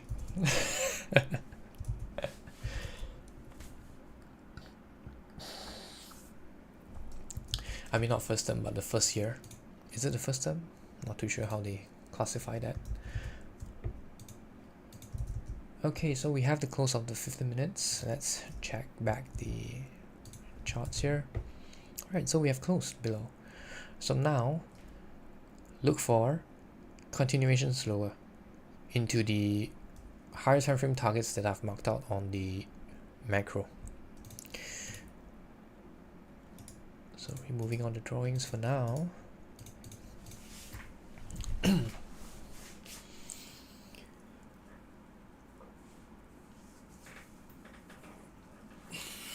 I believe ES traded into OT. Oh no, it did not. Bearish, really bearish. So this would be the initial leg lower for the distribution.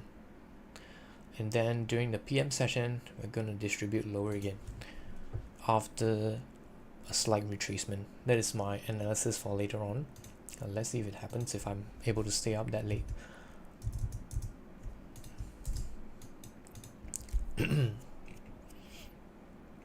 So let me just remove everything here because it's not valid at all.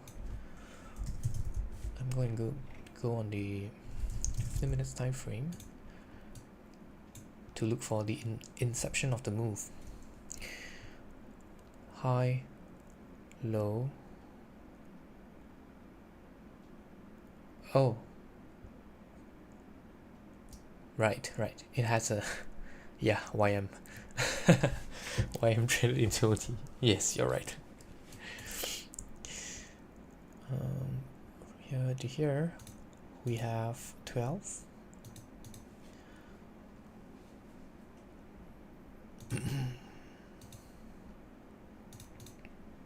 OT is right here.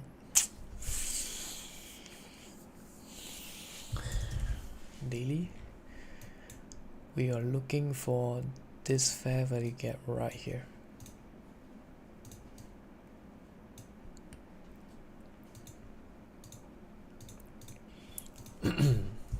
Weekly anything? Nothing. Monthly?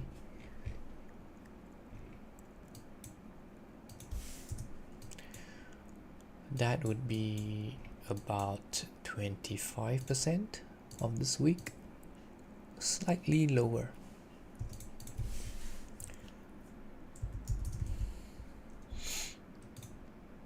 Just double check.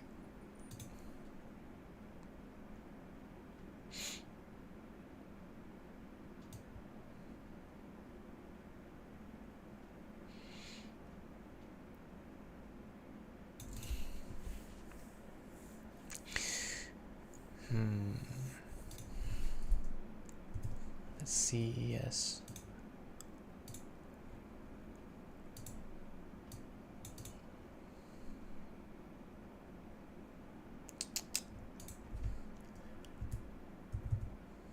Really hard to say. Weekly, week.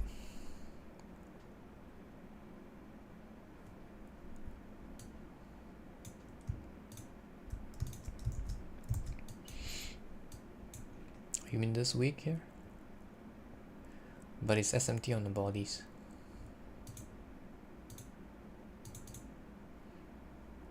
Like when you take a look at ES, it's a higher body. 16 sapped.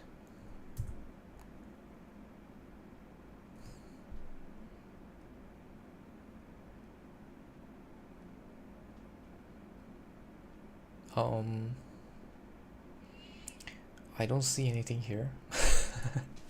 I mean, in terms of my analysis, I don't see anything here.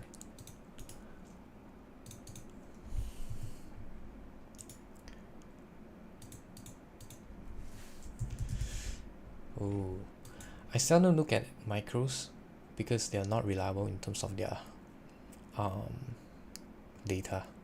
Data meaning like the precision of the data. You might get confused as well.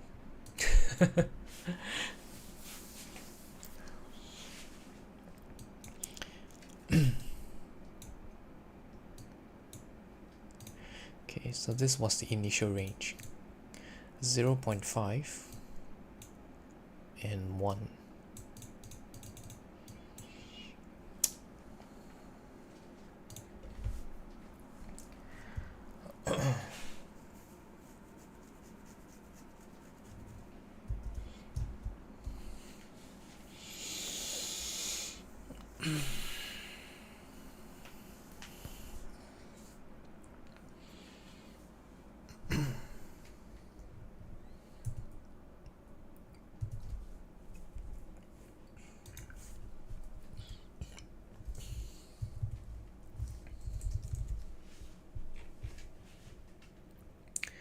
Four hours.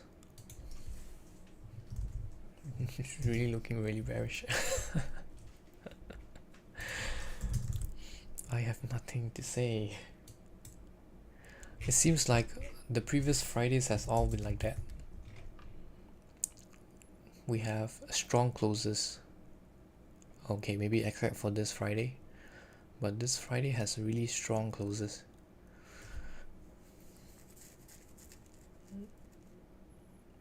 This Friday.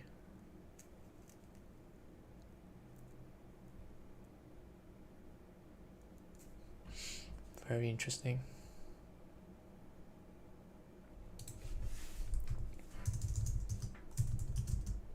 Oops.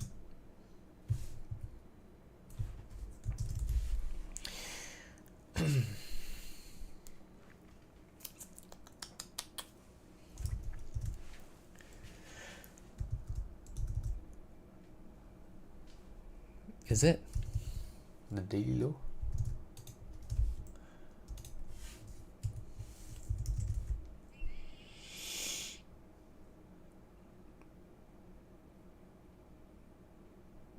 No, I mean, I thought you were referring to this low.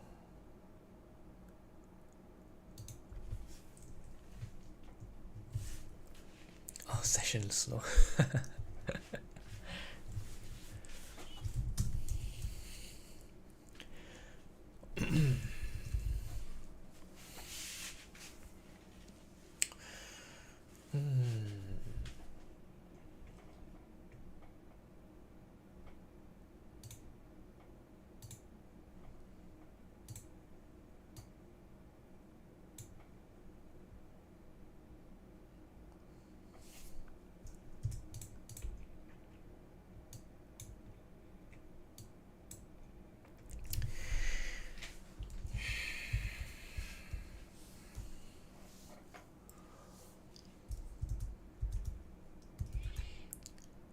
nothing here really. I guess we probably have to wait for 12. There's nothing much to say here. It's just a continuation lower until we hit the daily objective, which is the fair value gap.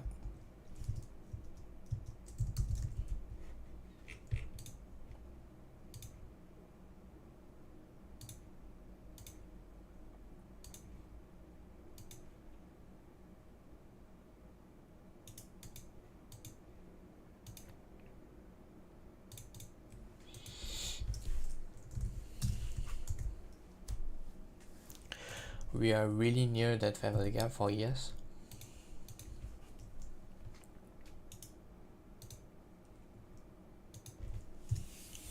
This level right here.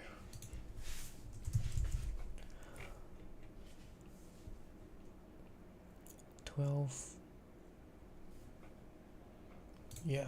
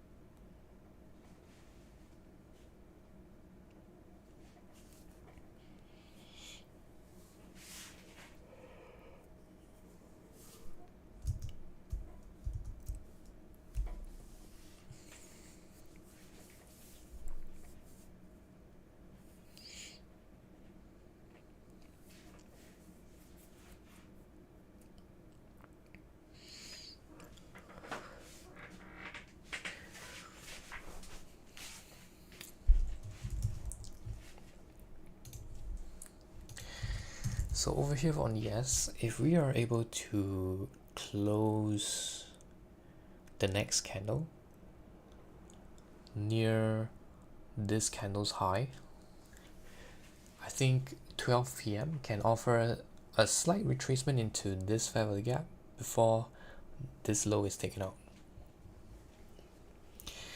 However, the likelihood of that happening is quite low, because the price is just drawing towards this target.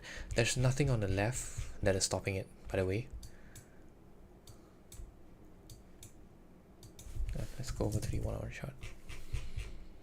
Right here, there's absolutely nothing on the left to stop it from dropping down into these levels here. So if I were to if I were to catch the low of the day, how would I do it? Okay, the question begs if we are going to continue all the way down into this low that formed this range higher. Notice how this was the last stop hunt that produced this range higher, and if we use the fibs, it did not offer any OTs at all, correct? So where is the possible support and resistance level within this consolidation? I'm about to do something crazy here. Okay, so this high was taken out by this candle prior to trading into this fair value gap right here. Okay, now I'm going to drop down into the 15 minutes to find something within this leg from this high to this low. I'm gonna mark it green, green. Okay, and I'm going to drop down into the 15 minutes to see if I can have any data behind, because I have limited candlesticks to work with. Okay, so right here, as you can see, there's absolutely no inversions that I can use so far, right? The only one that I see that is the clearest is the one on the 1 hour. Within this leg lower 5 minutes, that would be the lowest that I would go.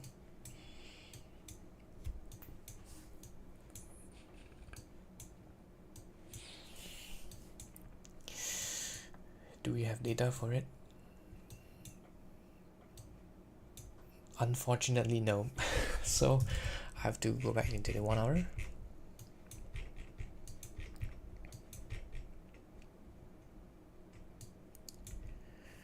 Okay. And I want to take a look at NQ as well. 11th of September.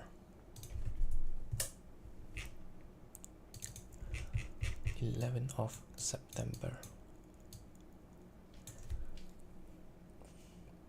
Right here.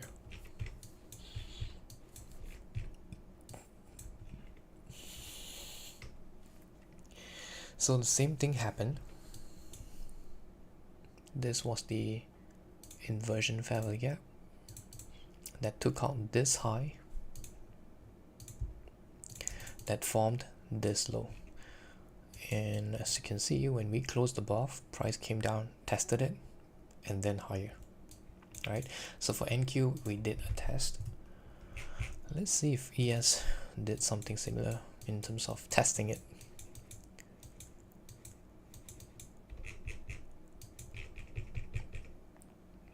ES did not.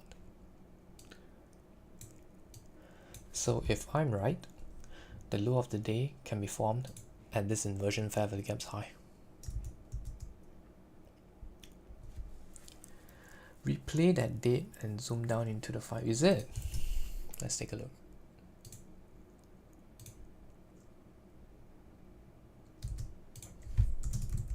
Oh wow, it worked. Nice. Nice. Okay, so within this levels here, this was the last inversion that it utilized to send the price higher. It was the one that formed the last leg lower. So right here, I can put my stops here with the targets right here, but more specifically, if we can identify and refine, this is the fair value gap that formed this high. It tested it on the 5 minutes. Do we have any fair value gaps down here? No, not really. Yeah, not really. We do have volume imbalances. This is the daily open, the weekly open is way down here. The 1 hour, yeah, the 1 hour seems better.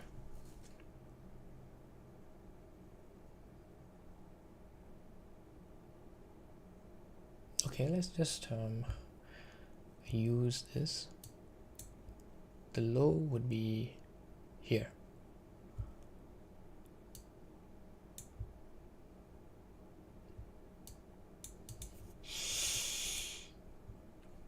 Okay, and I'm going to see, now that I've determined this fair value gap,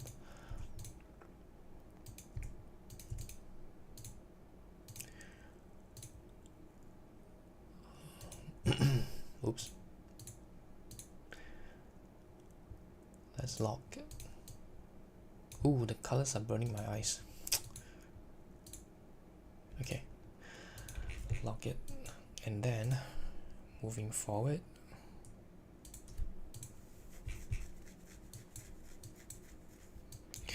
I want to see the 4 hours.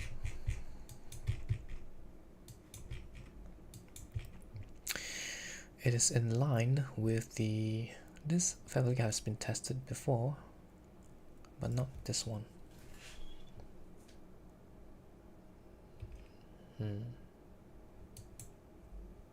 Last down close candle on the 4 hours.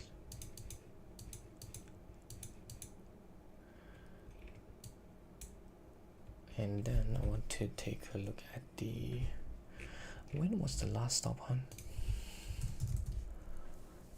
for the weekly candle before we displace lower this one.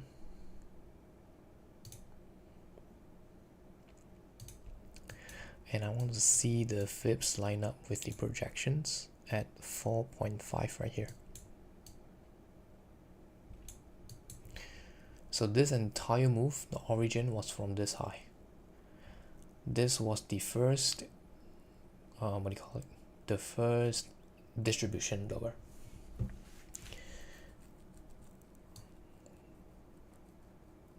Yep, the first distribution lower. We closed below 2.5 right here, so it's definitely going to fall. And there's nothing on the 4 from what I can see, so I think 4.5 is a much better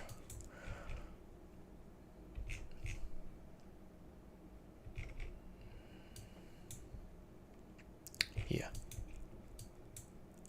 So if I were to do this, oops, not this one, where is it? What is the risk?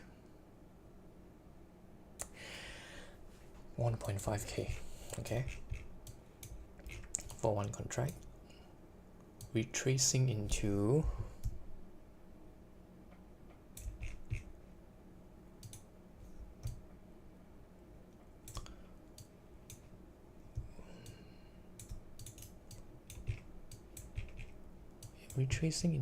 the first 4-hour fair value gap. I wouldn't say fair value gap.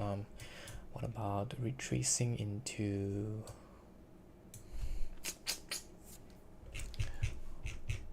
I need to find a logical level. I think this would be better. The low that started the high. Yeah, inversion order block. It used this before, right? Yes, correct. So that would give me this level here. It's only 1.5 R. Not worth though, but we'll see. We'll see what happens. Okay, removing this, going back down into 15. Okay, let's take a look at the price action now. For NASDAQ, same thing, I believe. The first distribution lower. Oh, NASDAQ is better. It matches very nicely with this inversion. 4 hours.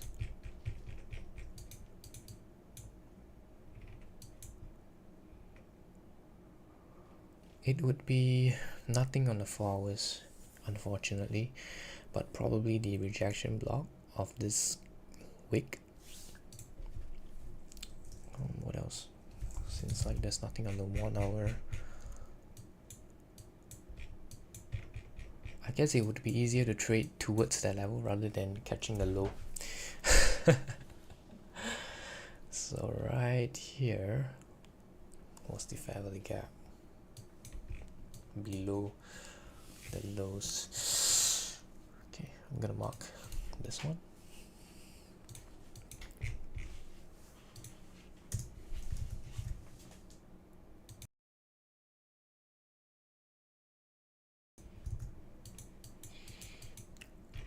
Where is it? It's around these levels here. Okay, we have 7 more minutes to the close of this candle. Alright, so what I'm intending to do is easy. If it does provide a what do you call it, the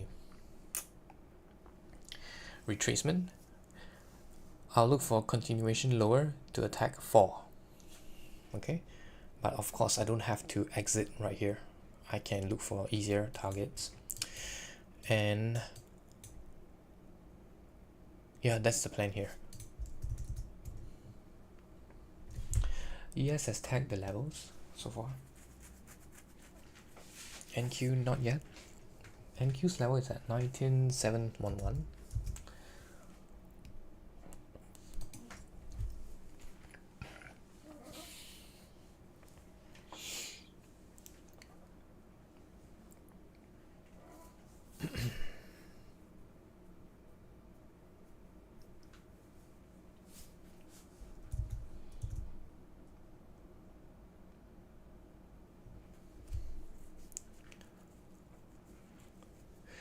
If we just drop straight down into this level here, I would consider buying here.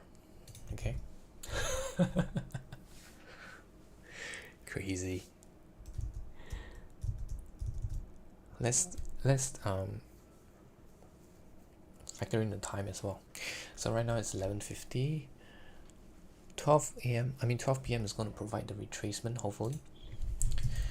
Looking at the 50 minutes candle, from this high to this low, we offered discount. From this high to this low, we have yet offered any form of retracements, but retracements into OT seems very unlikely because we would be touching this bearish order block. That would be a crazy retracement.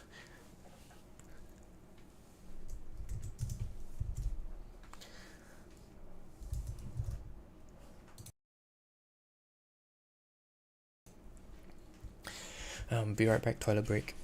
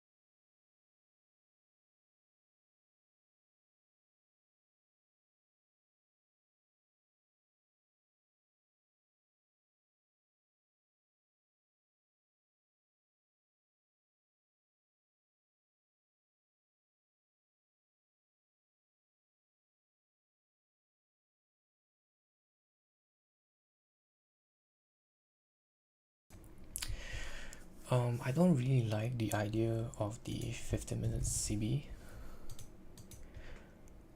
because it's not 50%. I would like the whole CB to be above 50%, not like half of it. So that's the issue here.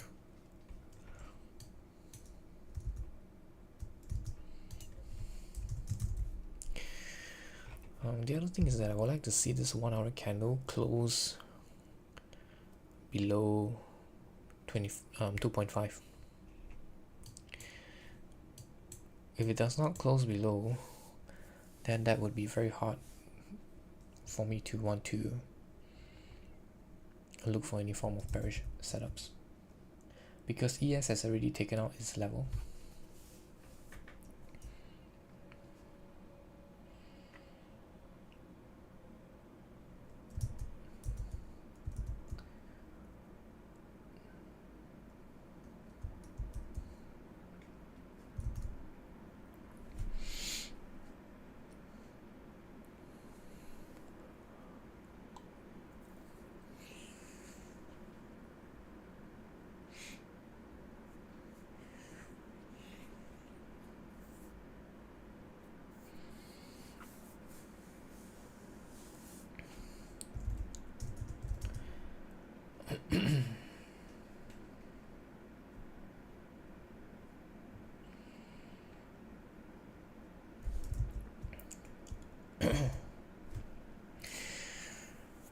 Okay, 12 noon is also the start of the second, not second, but the third 1 hour candle.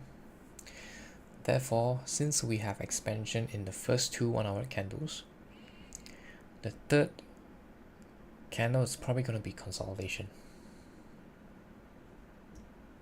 right? So if you think about it in terms of the power of 3, this is 10 a.m.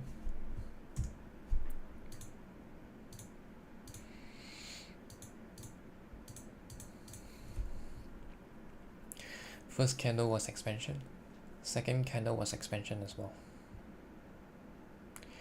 So this could be a high probability of consolidation, the third candle from 12 to 1, and then it provides some form of judo swing above the Q3 candle, the third candle, and then displace lower one more time.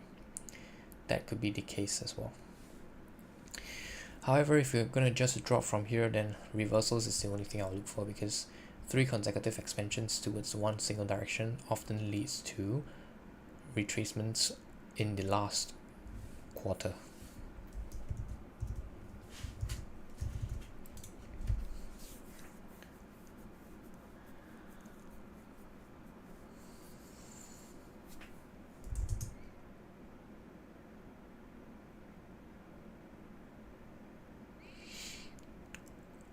Right, so the 6 hours candle is basically the Asia, London, New York in PM. Right now we're just starting the PM session. Based on what we have here, in order for us to remain bearish,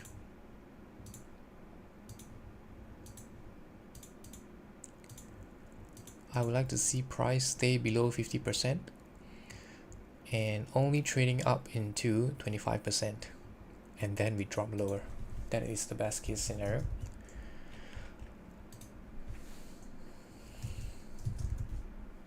So we're going to look for that on the 5 minutes.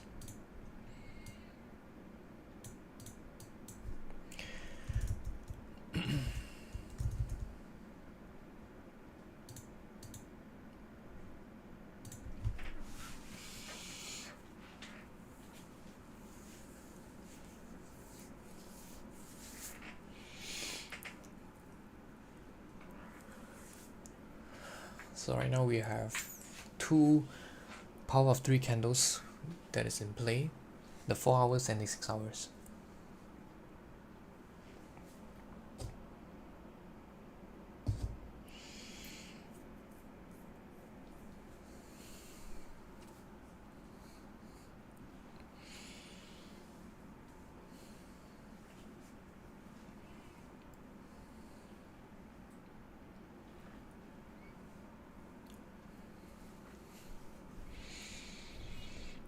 In that case, OT would be from this high to this low,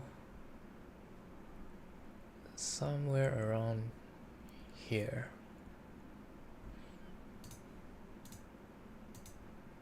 Yep, somewhere around here.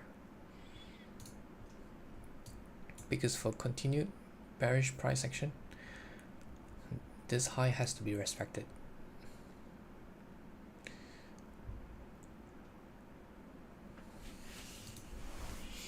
This is NASDAQ.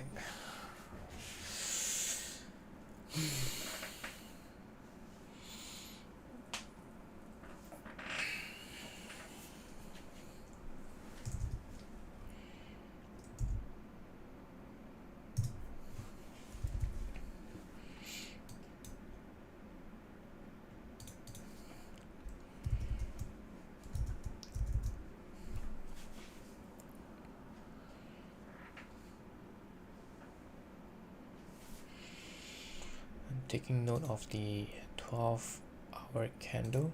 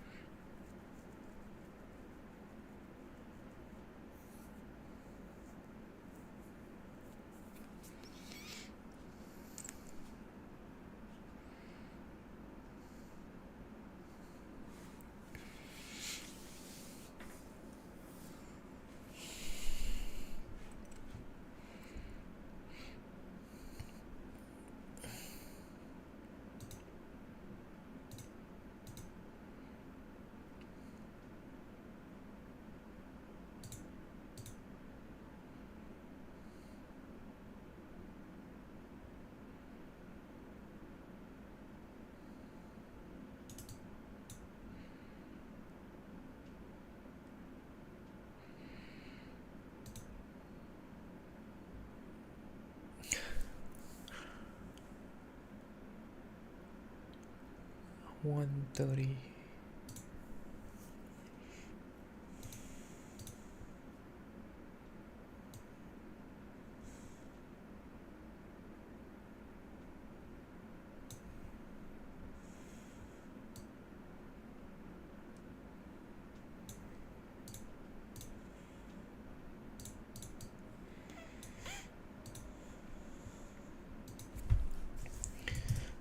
Minutes. 90 minutes can provide some form of fair for the gap, so I'm watching for that as well. The 90 minutes is basically the quarterly theory, every 1 hour and 30 minutes.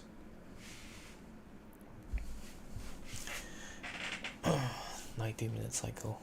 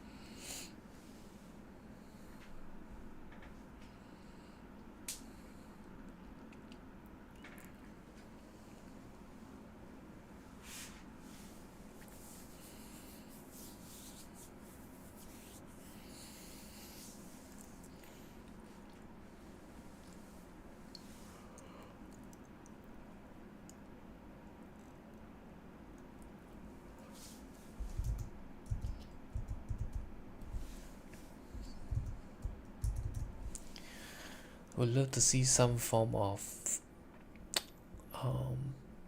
liquidity to be built around these levels, and then a stop hunt above these equal highs. That would be the best case scenario.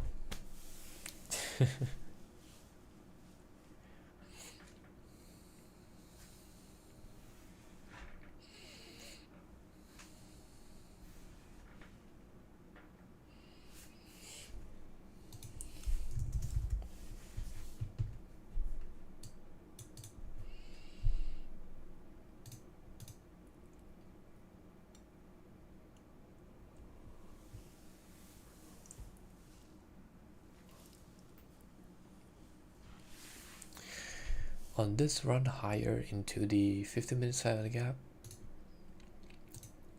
it did not trade into 50% if I'm using the 15-minute time frame. Swing high to swing low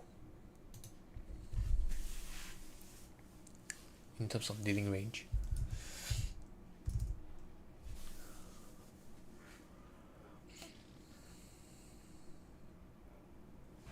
Doesn't have to, but I wouldn't be comfortable in taking any positions like this. It's more like a IOFED continuation profile or continuation entry mechanism, but I don't like those, because if I'm wrong, it can hurt me a lot. The stop loss is too high, in my opinion.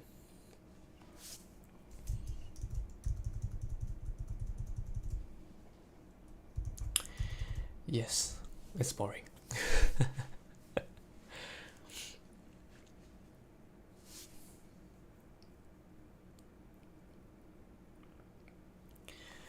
In one-sided expansions are usually like that, so it's always better to be in the move before it happens.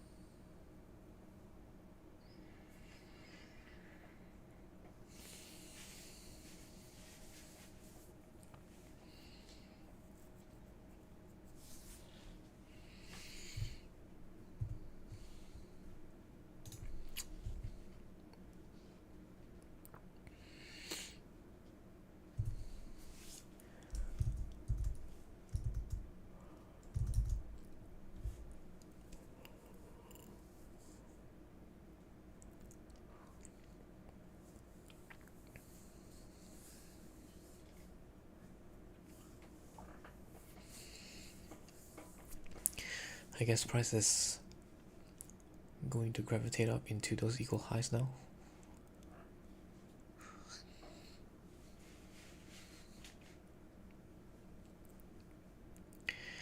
A closing price above the 12 noon candle should validate the move.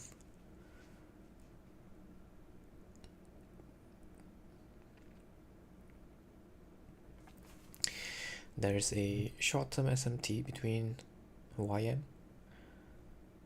YM took out the lows here. NQ and ES made higher lows.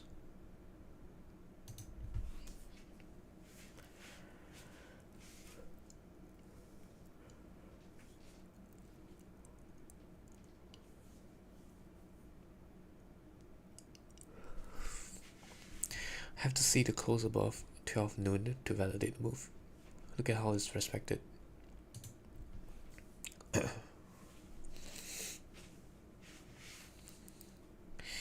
Right, so if the analysis is correct, this down close candle should be utilized as support to trade higher.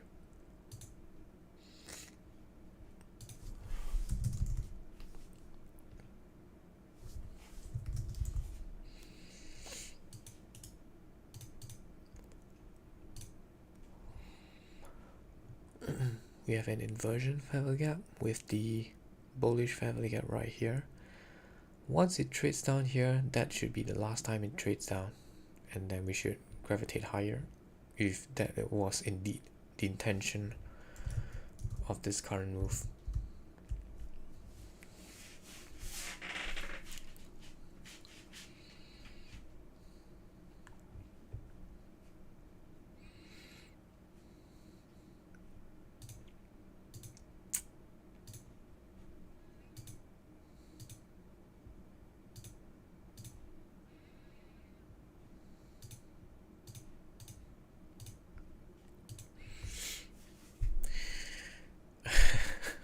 This is not a good close, by the way.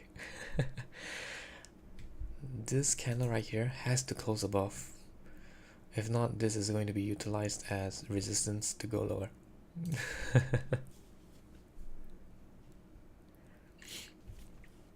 I believe we closed below 50%. Yeah, we closed below 50% on this order block. Very hard to say.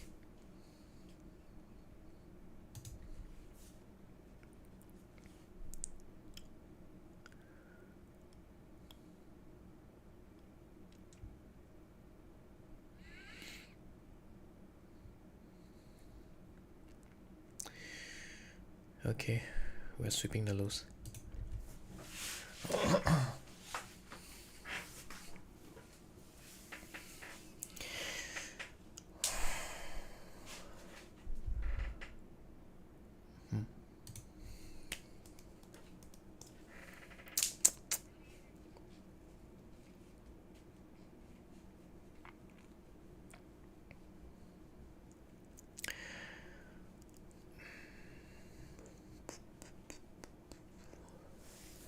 This one becomes more like a reclaimed fair value gap. Minus stop hunt right here. High resistance.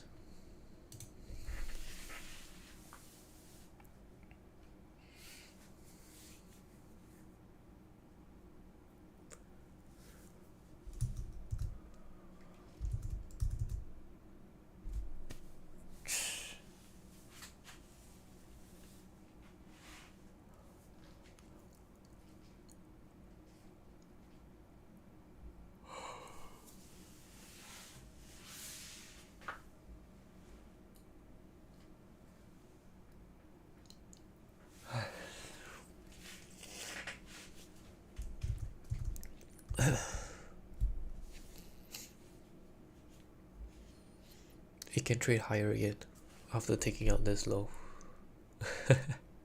Because we're in a accumulation profile right now.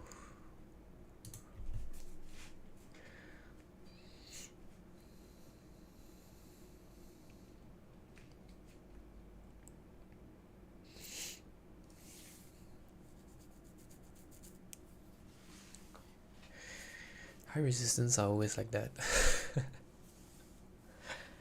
Takes out the highs, drop back down to the lows, takes out the lows, retraces higher.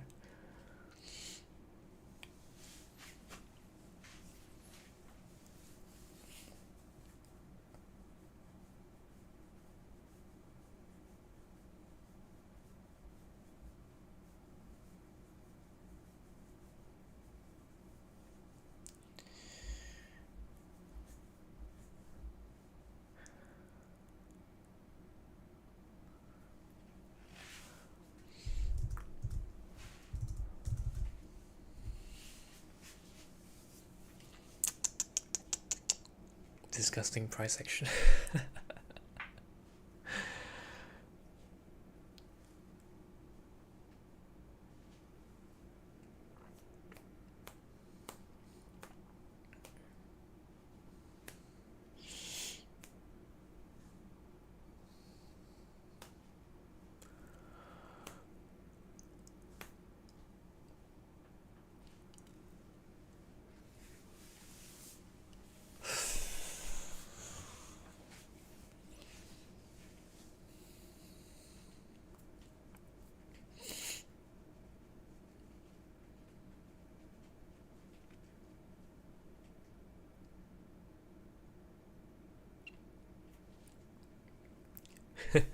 This fair value gap is actually useless.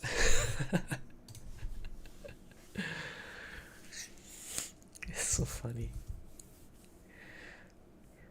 Pause speaking in 10 minutes?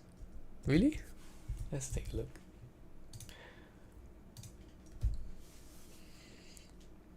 It is not highlighted over here. Oh, it is. It's highlighting here. Oh, nice. Okay.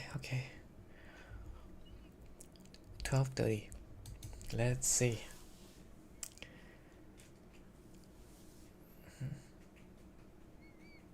Let's see if we can have some form of wild price action. Okay, so far NQ is staying, NQ and ES is staying above this low. This is the previous quarter's low, by the way, whereas Dow Jones has taken out the low right here. Let's see some fireworks. Yes, I would love to. I'm falling asleep.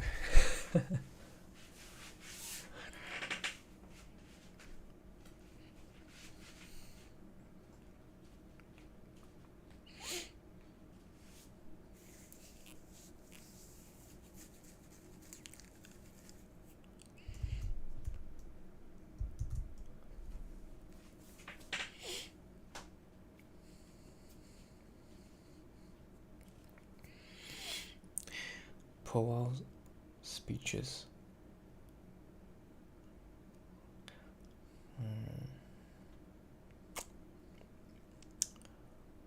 Based on price action itself, it should not reverse higher, but he can change that trajectory.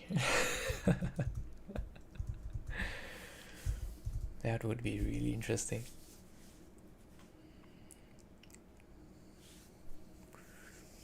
I remain hopeful.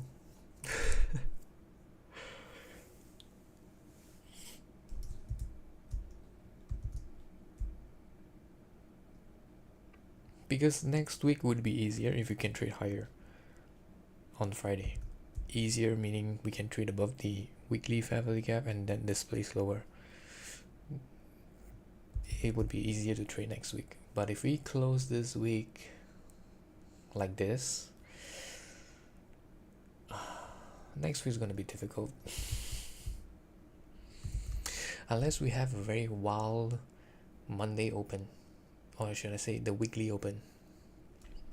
Like we open up, gap up like a few hundred points, then I think that would be easier for that fair value gap on the weekly time frame to be met, to be attacked. But other than that, I don't see any possibility if we close below like this. It's probably going to take 2 to 3 weeks.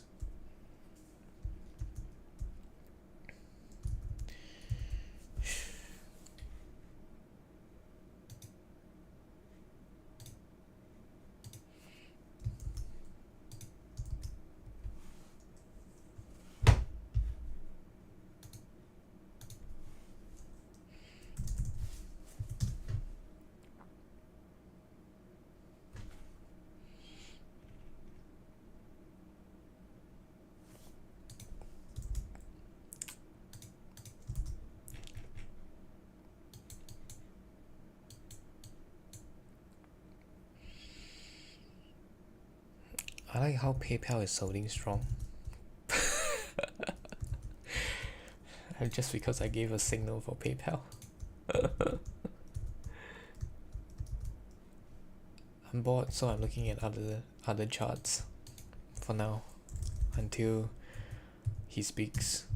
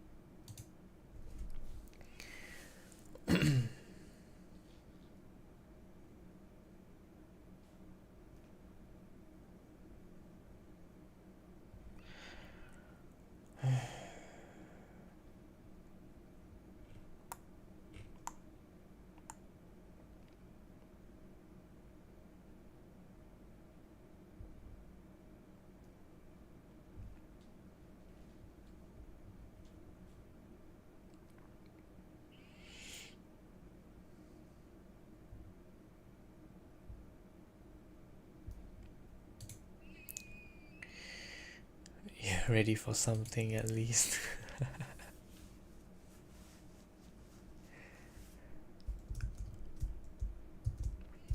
Tesla is crazy, to be honest. I mean, Tesla stock chart looks like a turtle soup on the highs. It looks pretty disgusting, to be honest.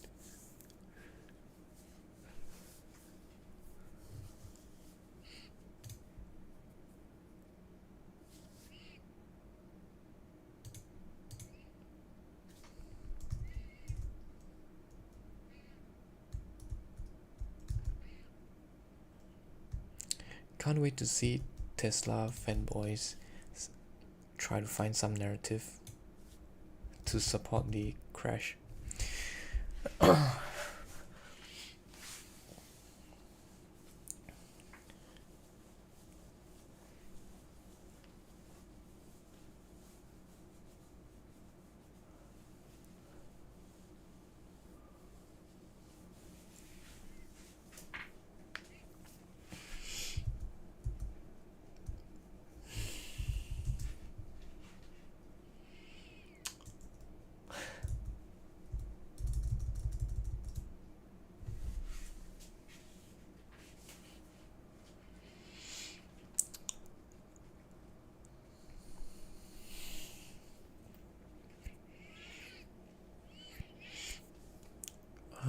For his speeches, I usually give like 30 to 15 minutes, 15 to 30 minutes after he speaks before I analyze anything. Just like FOMC.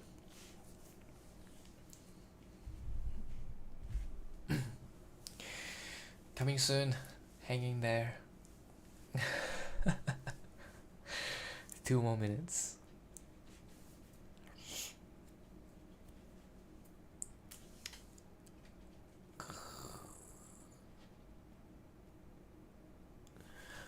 Would love to see some wild price action if possible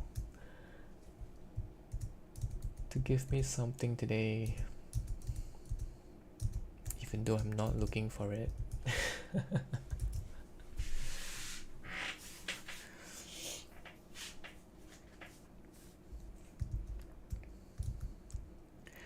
I'm still thinking lower prices, by the way. I would assume that his speeches are going to be bullish and we're going to trade higher and things are just going to fall from there. That would be the best case scenario.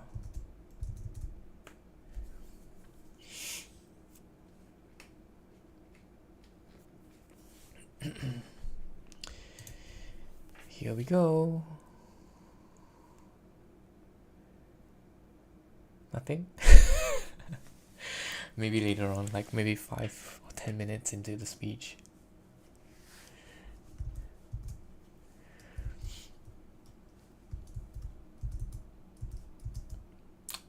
You know where I can watch what he's saying? Powell speech.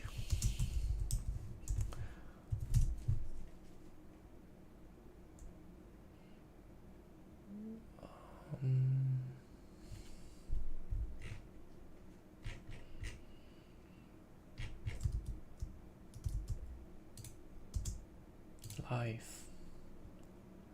happening now. Okay, let me just put on my earpiece.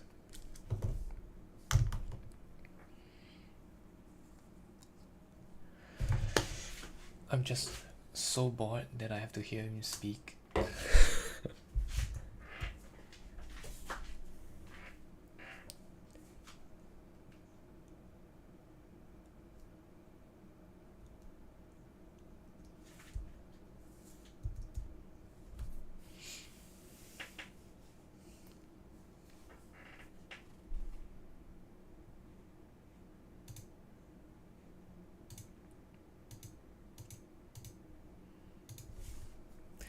Okay, he just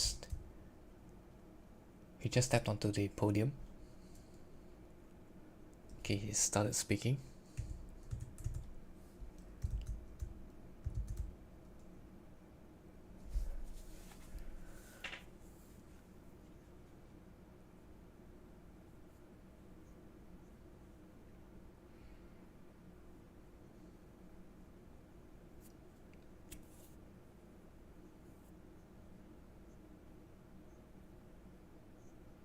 He's bullish now.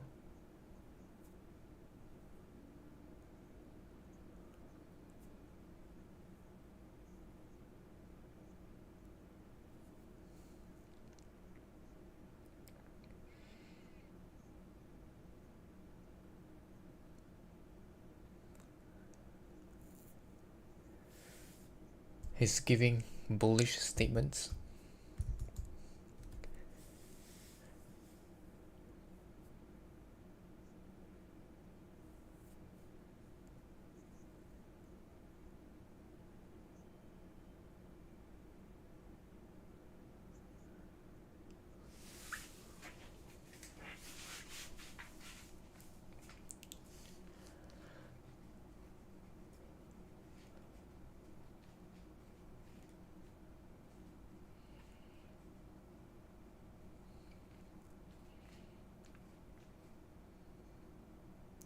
He's still bullish.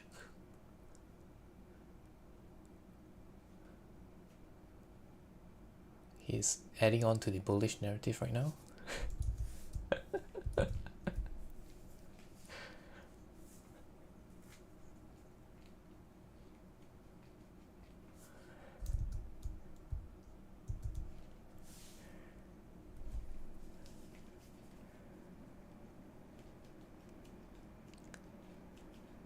He's building up the bullish sentiment. Look at the charts.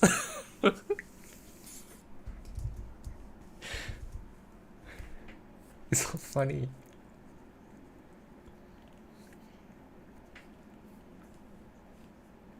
Inflation. He's bullish. Oh, he's bullish on inflation.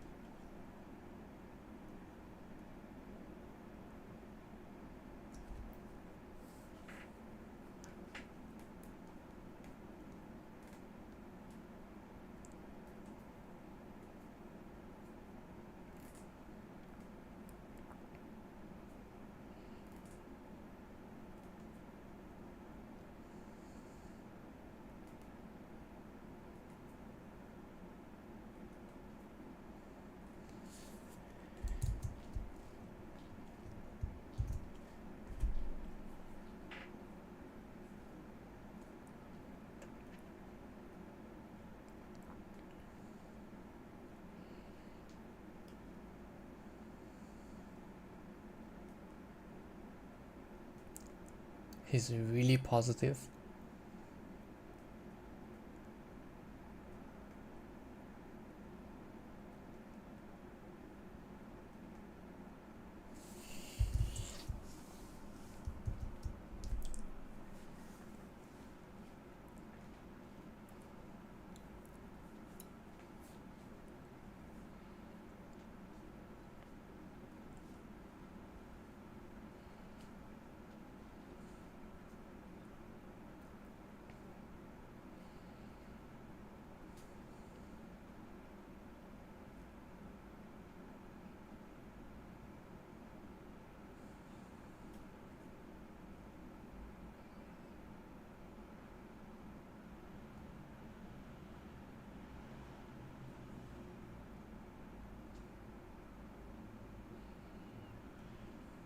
slightly bearish now.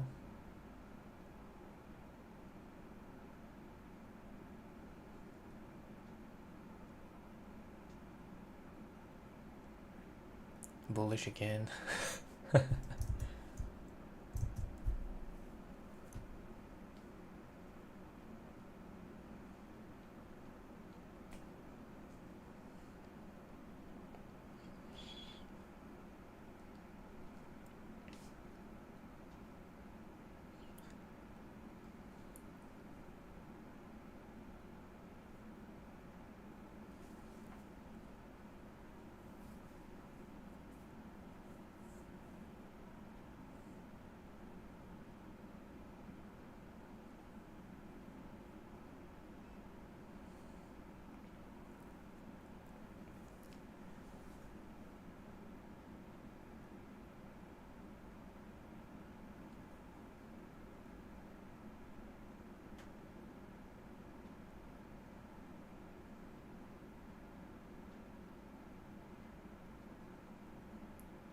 Overall quite bullish for his speeches.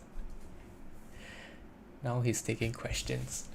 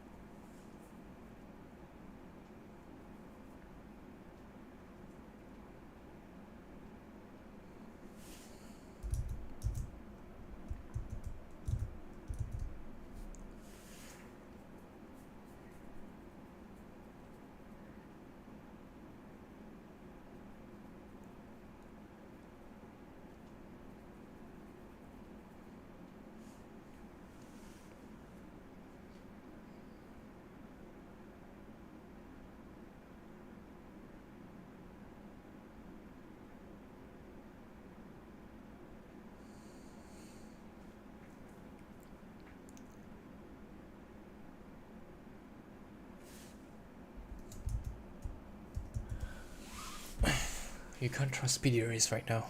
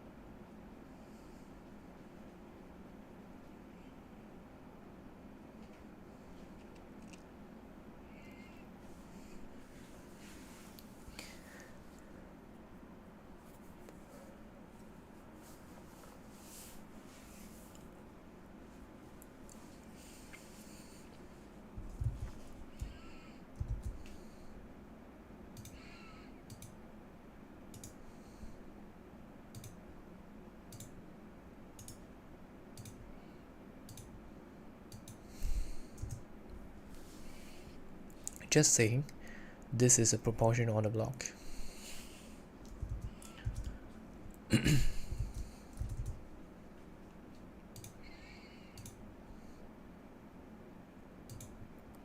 Ooh.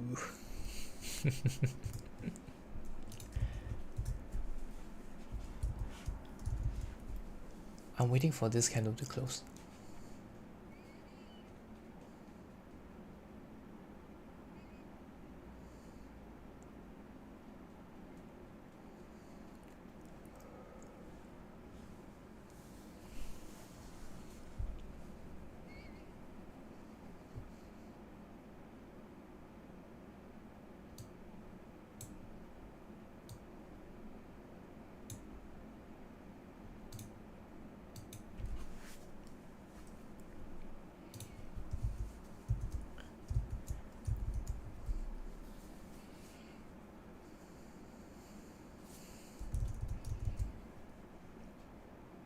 YM is crazy right now.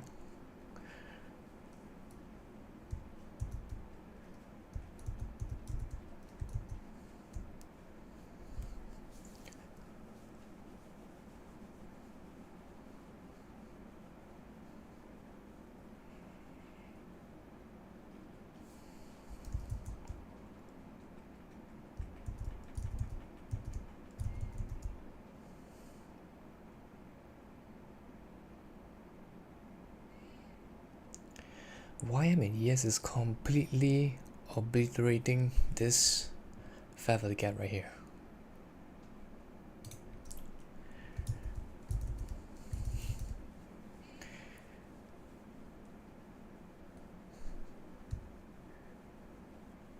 Trump is speaking as well.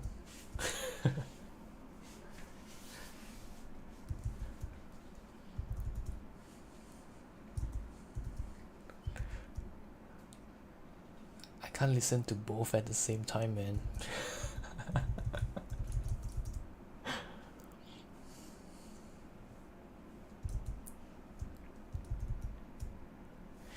Right now it's 1:43. Yeah, in 15 minutes, I mean in 2 minutes this candle will close.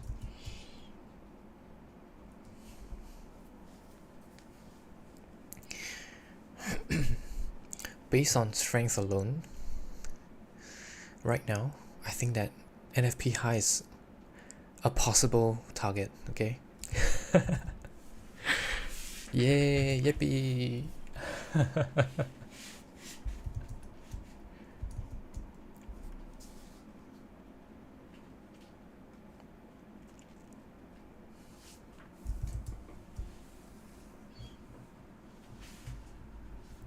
Yes, correct.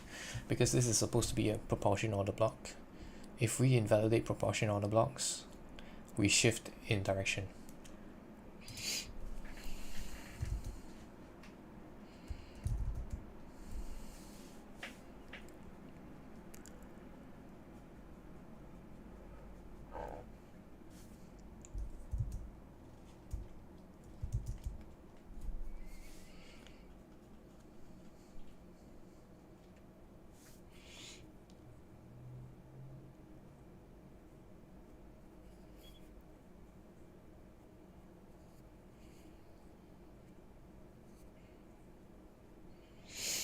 Oof. This close is strong, I must say. Okay, I'm gonna end the speech now. So notice how we have traded way beyond the 25% that I was looking for in order for continuation lower. Right now we're reaching all the way into 50%, and that should not be the case if we are going to continue lower during the PM session. Okay, so right now I'm open to the possibility that we're going to trade up into these levels here. How would I be playing this is I would be looking for OTE entry. I wouldn't be chasing this. So OTE entries from this low to any highs, I would be more than willing to put a bet on it. Okay, and I'll be looking for NFP highs.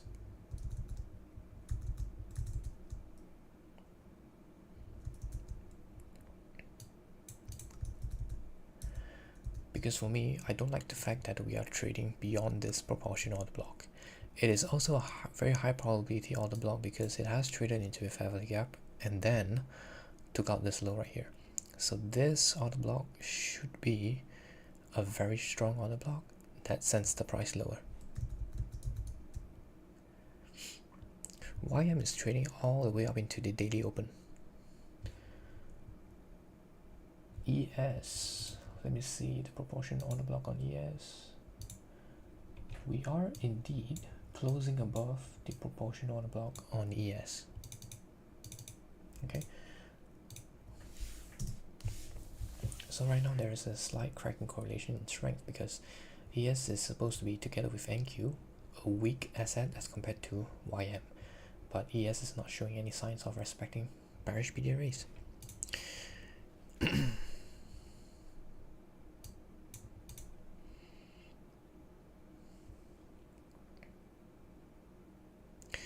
Adding on to the fact that we have quarterly SMT down here. This is a quarterly SMT. 12 noon is right here. YM made a lower low. NQ and ES made higher lows.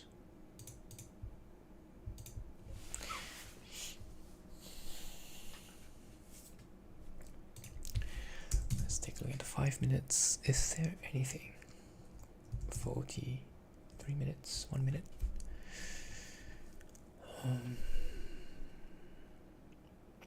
There's this fair for the gap. Yep, look at how these highs are structured. There is absolutely no stop hunts on the short-term highs as we traded lower. Okay, so technically this was the last stop hunt right here that produced the move lower, and ever since then short-term highs are not ran out. Right, short-term highs are basically the head and shoulders, the shoulders, right? Short-term highs left intact. Right here there is no short-term highs, so here another short-term high left intact. And I've been looking for bullish prices because I think that this right here is just a little bit too suspicious in a way whereby it left the PM sessions high when we traded up. We just left it open. Okay, so right now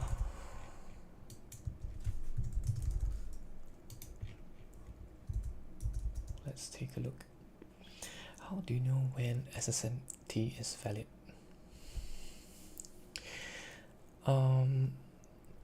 It's valid when it produces such a move in disrespecting bullish PD arrays.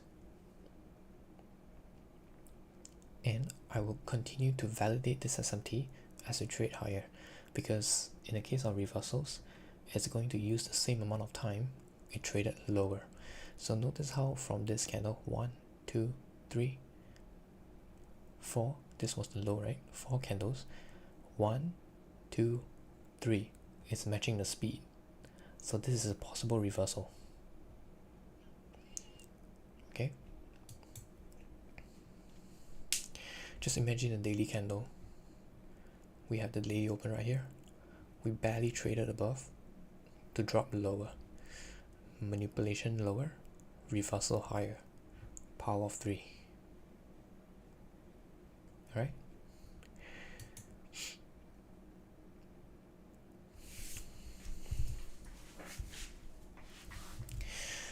let me check the range. What is the 100 points? Man, even if I were to place a trade, that is a high risk. Okay, I'll wait to see if it ever trades back. Then I'll probably get it on the 1 minute.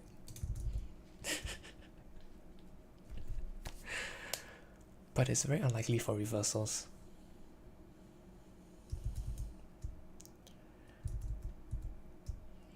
Right, so right now my eyes is on NFP highs. If it trades down lower again, I'll end the stream, okay?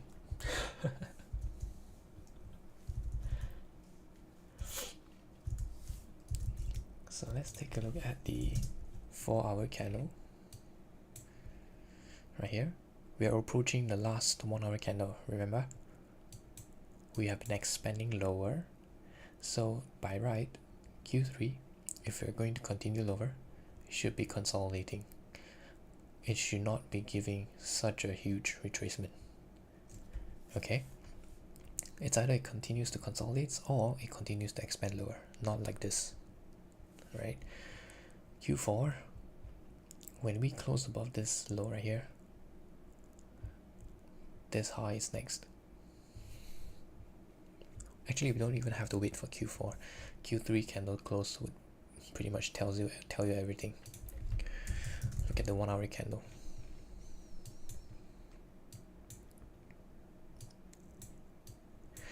We closed below this bearish order block. We traded higher into this bearish order block, and then right now, after displacing lower, we are trading back into this order block again. How many times do we have such a candle and then the next candle closes lower?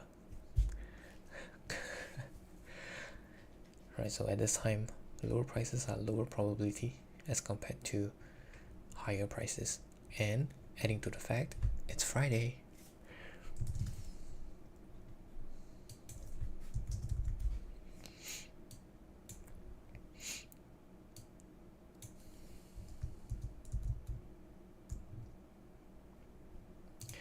The other thing about this is that ES has met the objective that I was looking for.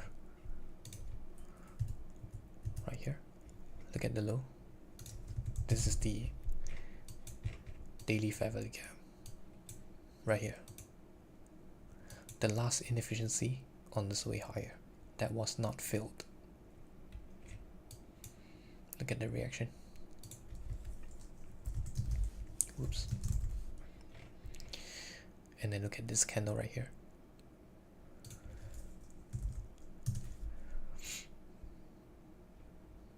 We're trading back into this fair value gap, which makes this swing high very low probability.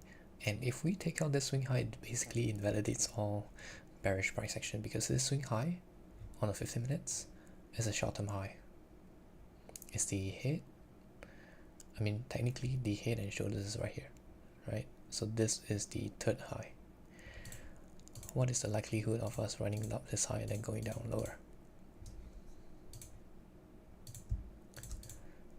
I mean, I never seen, or should I say I seldom seen this type of price action before. If it does, then I'm wrong, right? So I'm betting on probability.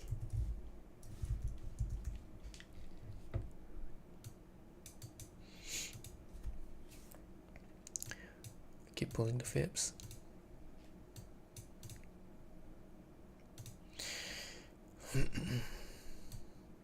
But as I mentioned before, reversals often does not provide entries.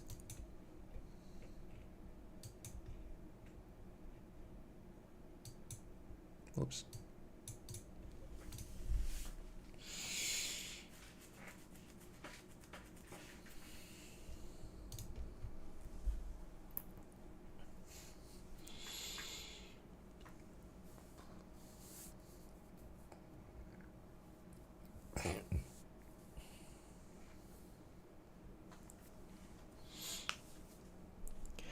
And when we take a look at the 15 minutes, look at this.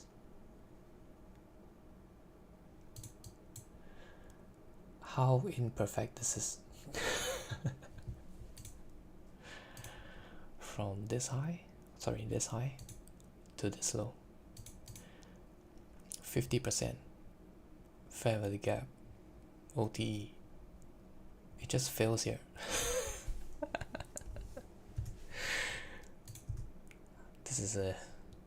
This is a very nice trick.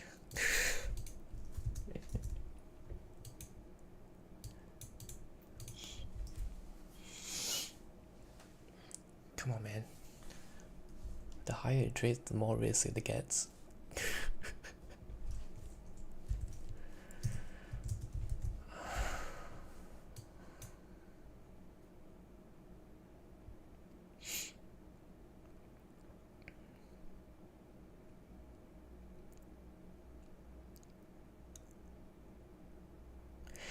right here I can see the possibility of this. I mean, on a 1 minute, look at this inversion right here.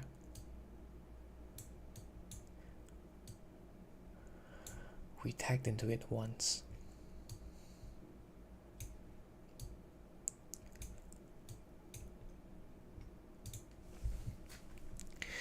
We have unfilled fair value gap right here on a 1 minute. There is no lows right here that I can utilize.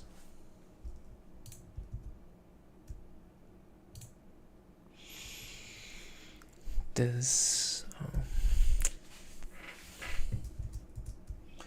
is coming down now, so I have to make a choice.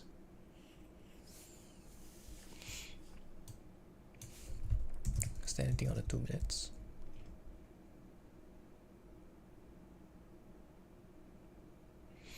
Nope. 3 minutes.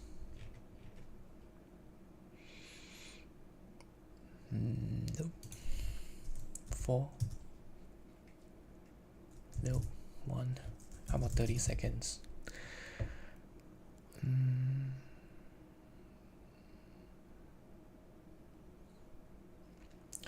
I guess I'll just have to go in blind.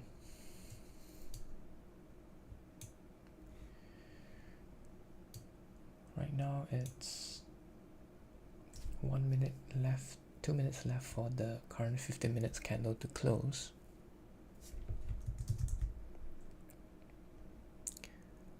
We left this high right here.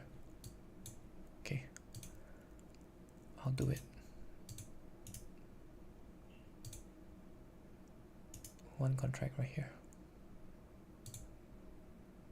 Stops right down here. Take profits here.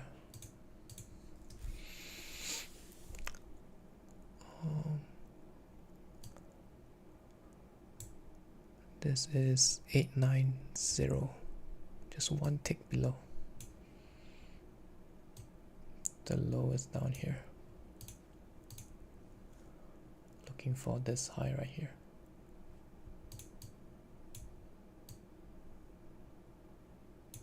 Okay.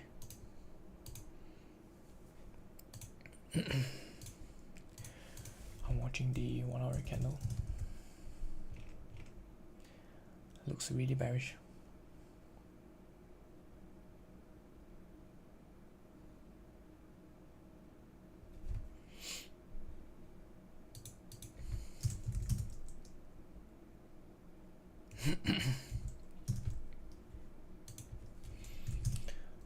Minutes.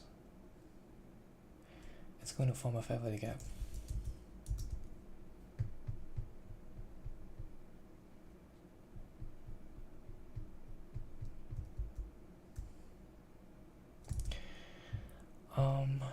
Yes, that was what I did on the daily time frame, like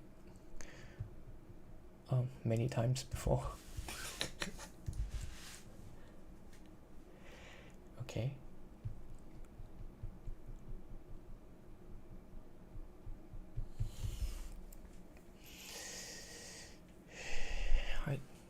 Let me just double check the balance.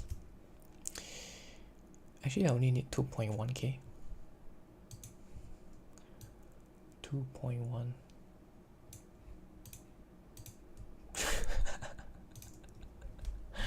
to pass this evaluation.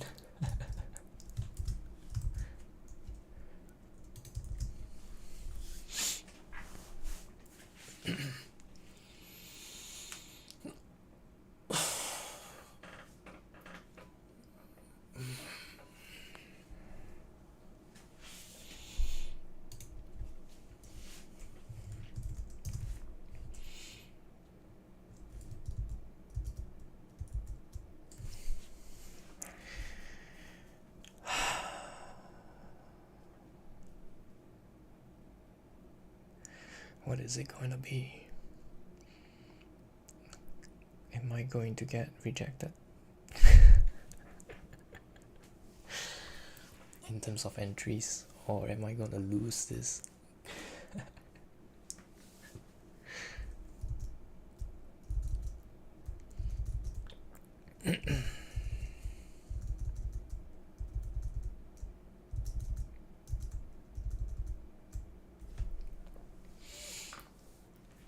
with equal highs on S&P and Nasdaq. If you look at it on the 50 minutes, it's the same high right here.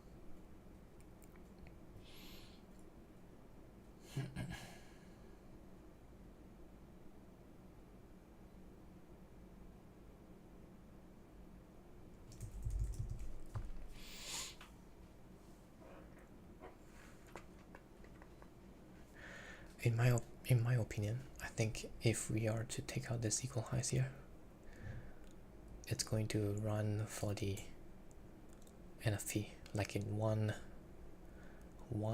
parabolic price delivery.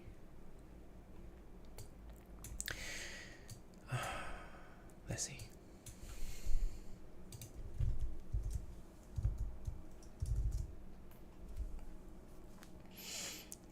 Might not even get the fill right here. Or maybe if it consolidates right here, that is possible, but if it just runs through the highs, then I don't think I'm going to get any fill.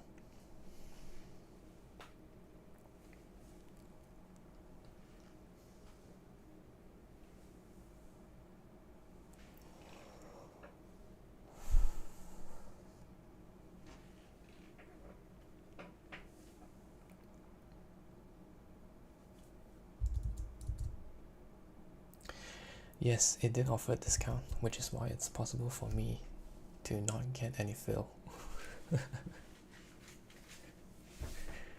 Because reversals are like this. Oh no.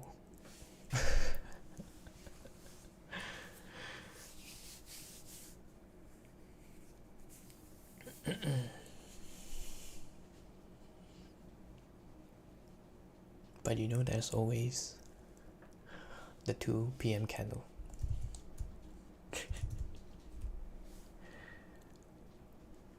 Come on, leave the highs, please. Form equal highs.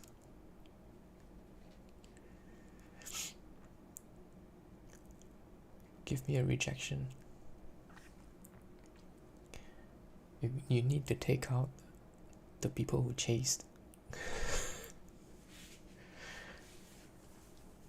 Come on.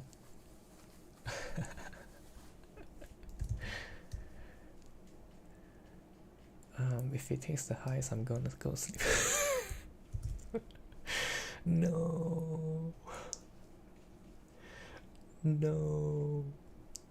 Don't do this to me.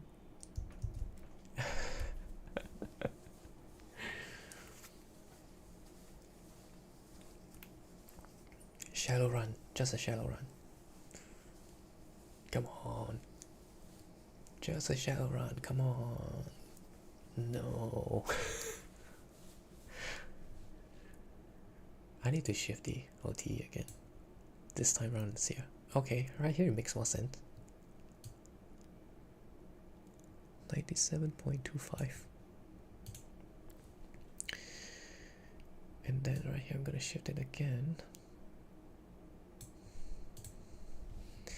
Man, this is higher. Okay, I'll wait for it to drop before I shift again. This is okay, not the 50 minutes yet.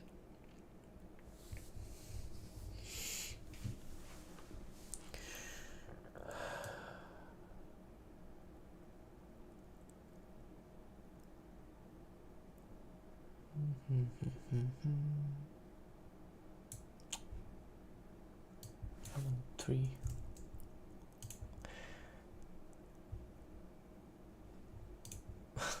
The stop loss is getting wider. But I'm just looking for a small little bounce. Just a small little bounce.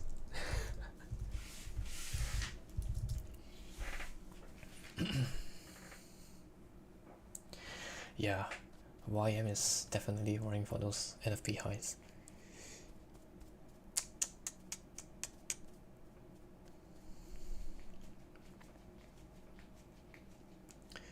How can you leave me like this? How can you do this to me? We have equal lows down here, so please do me a favor. Run the lows.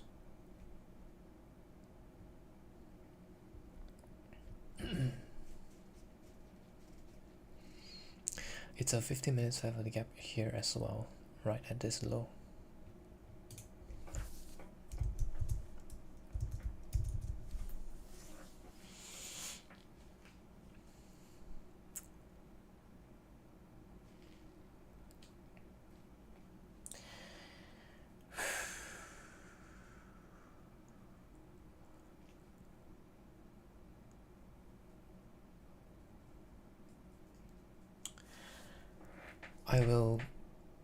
I will end the live stream when we trade above NFP highs. Even, I mean, if it does not give me an entry and it trades above the NFP highs, I'll end the stream. Until then, I remain hopeful.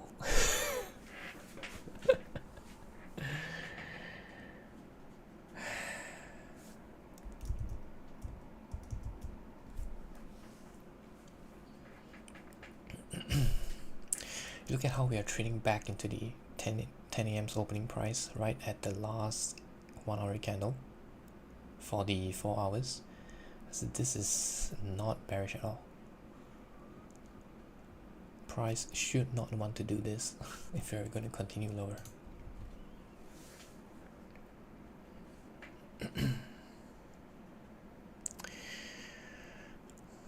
Maybe 130 might provide the Judas swing lower, you know?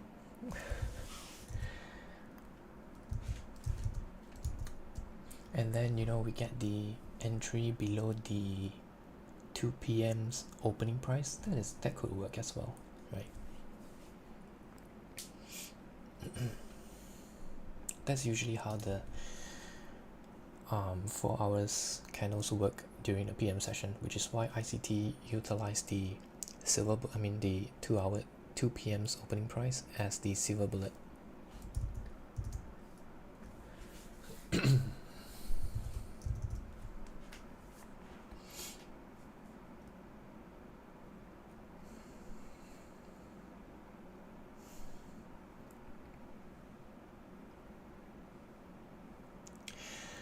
I can guarantee you, if I'm right on this, my trade is going to end within 5 minutes.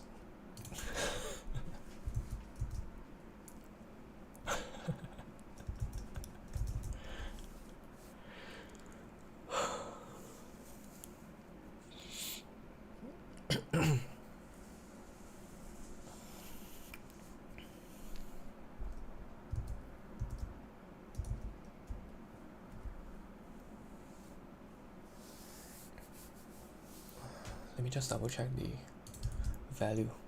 Just make sure that I'm not like $50 away from passing. That would be so annoying. Yeah, 2 and 1. Correct.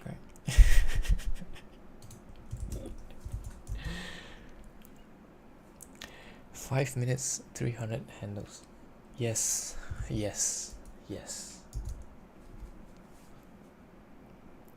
No, not towards NFP highs, man.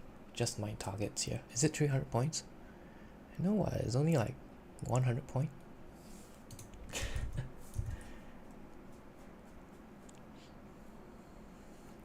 My trade setup not towards the NFP highs.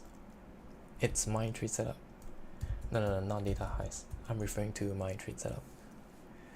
Like it's gonna hit my entry and go towards my TP in 5 minutes. It's coming. Oh no, don't run away. No, please don't run away.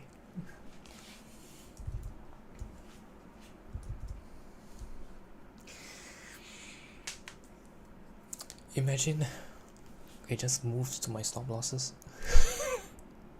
That would be hilarious. Open to all possibilities, right?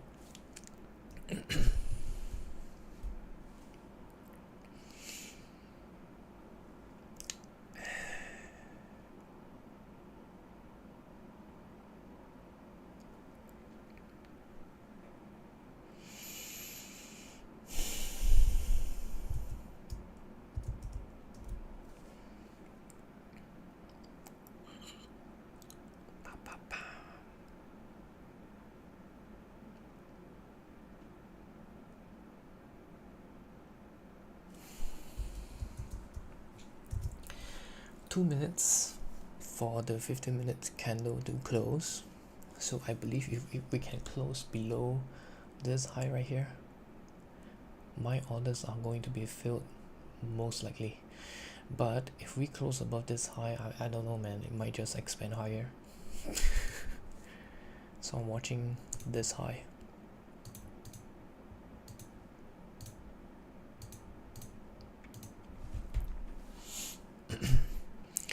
Okay, so yeah, 2 more minutes, 2 more candles on this chart.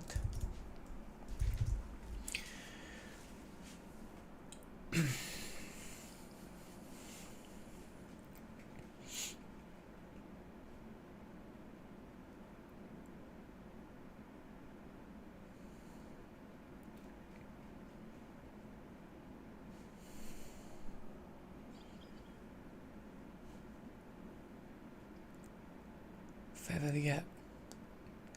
Return lower. Now. Lower, lower, lower.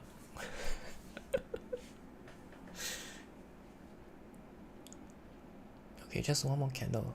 As long as this candle does not close above that high, we should be getting the entry.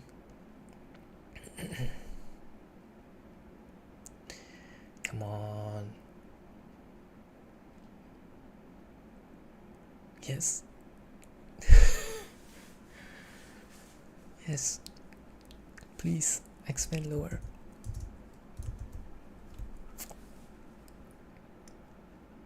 No. Please no. Please. 20 more seconds to go. Stay down.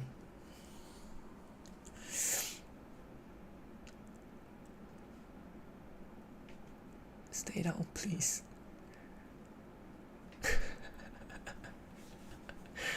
I'm just joking, by the way.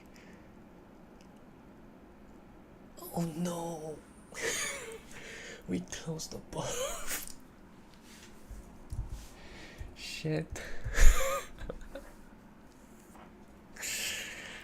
Okay, if I got fill, I'm lucky, right? If it gets to my fill, I'm lucky. But if it gets to my fill and stops me out, I'm very unlucky. Okay?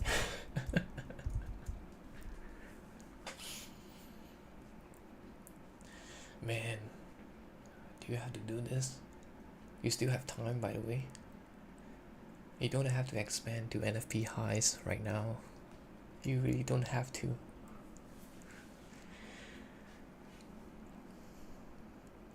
You gotta listen to me. My orders are just down there. Just reach for it, and then you can go, right? Just reach for it. Just touch it.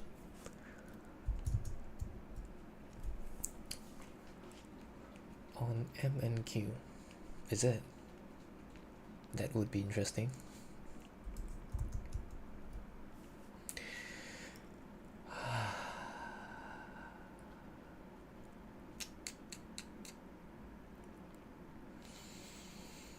Oh no. Oh no.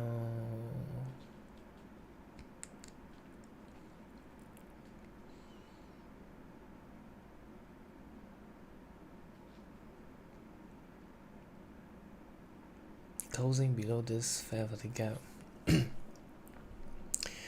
would give me a chance. This one, this tiny little fair value gap right here. Is it a fair value gap? Oh yes it is.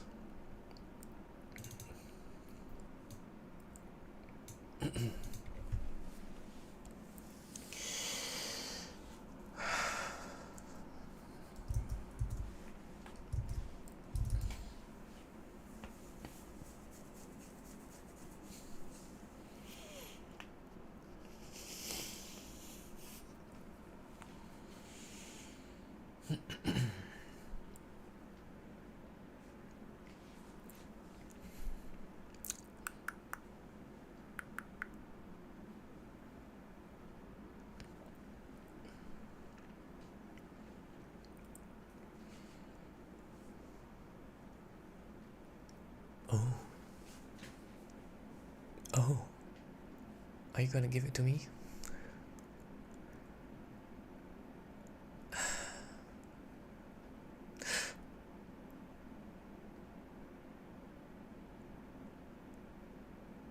Are you? Oh, there's a chance.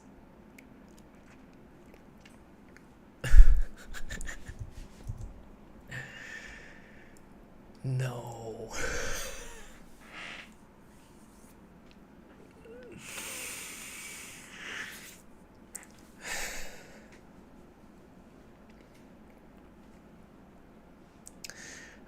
Let's see if it is. Let's see if the wisdom market is generous today.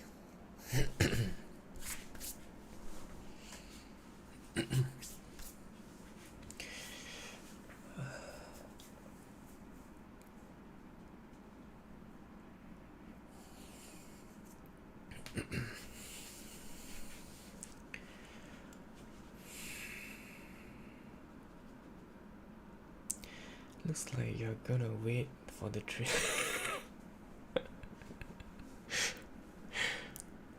Man, don't do this to me.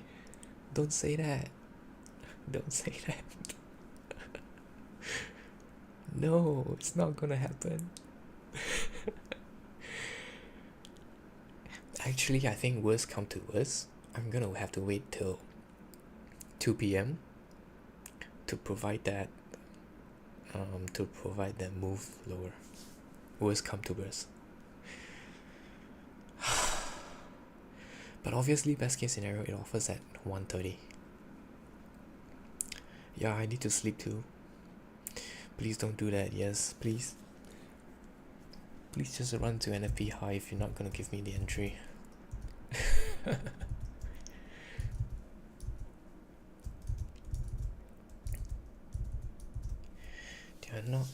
I mean that you're not going to close the stream until the market makers provide you with the entry.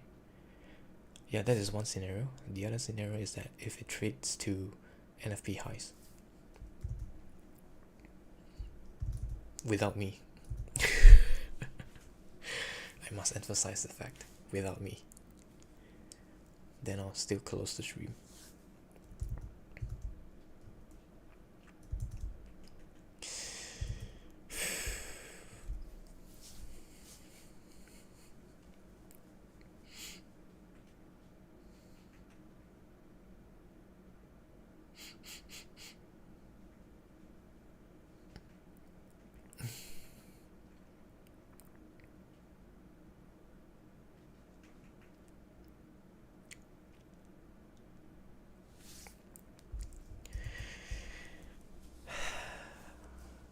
Oh no.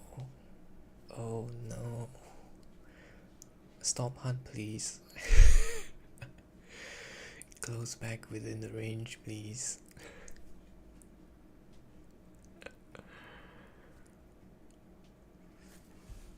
How can you do this to me? I've given you all the time.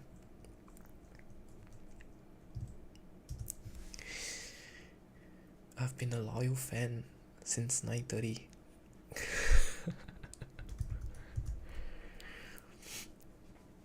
You can't do this. Yes, please. Yes, just give me huge don't close candles closing back within the range. Come on.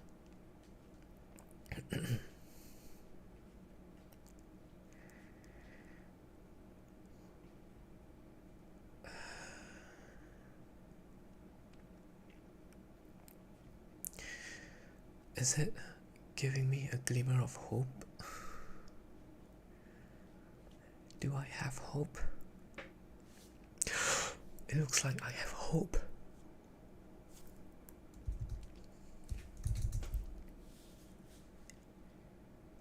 Please. Please.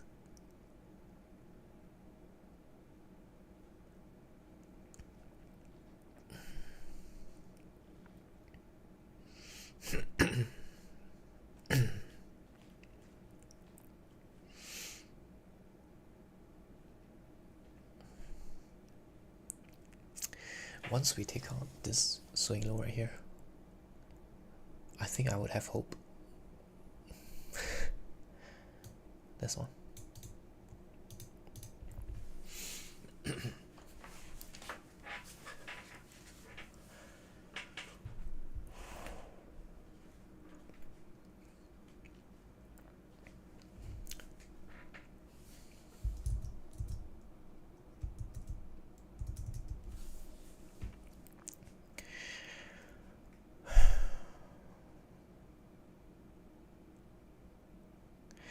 $130 is usually the time they chop up some traders. 130. There is a Judas swing at 130.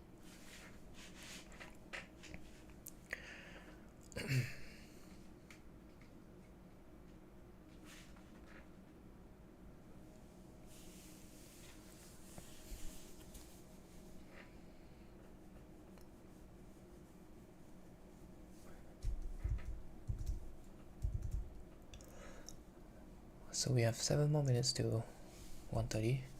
I would like to see price at least get close to this low right here when we are near 130. Then I think that could provide the opportunity to go higher. I mean to go lower first and then higher. Okay. Everything's playing according to plan right now. Oh wait, I have to shift the... I almost forgot.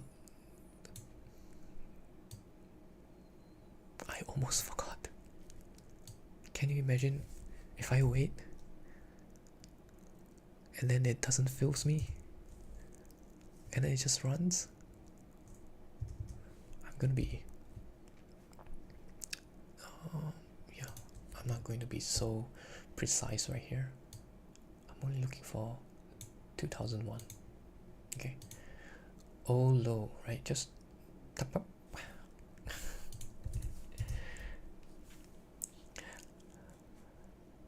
What will be the closing price at 4? Above NFP. And then we're gonna gravitate towards the equal highs on the 1 hour next week. Yes, you should sleep. New day opening gap. You mean close at the new day opening gap? Like a doji?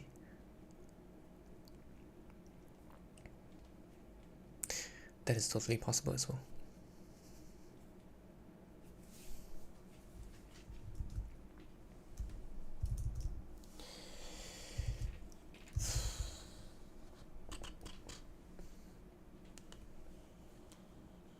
Monthly open. Is it?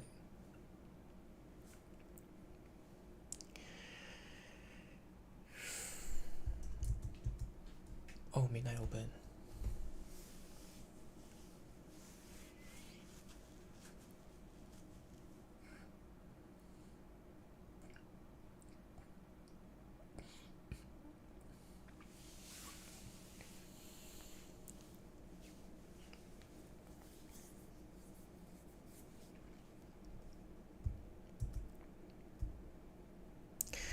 You know, only casinos and binary trading has less than 1, I guess, yeah. Actually, it's not 1:1, but I put it 1:1 is because I only need this value to pass my challenge.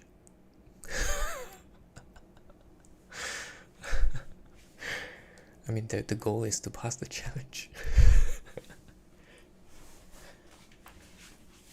Technically, the target is NFP highs right here, correct?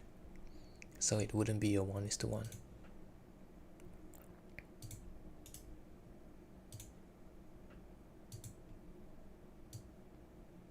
It would be almost 3R, I believe. Yeah, 2.7.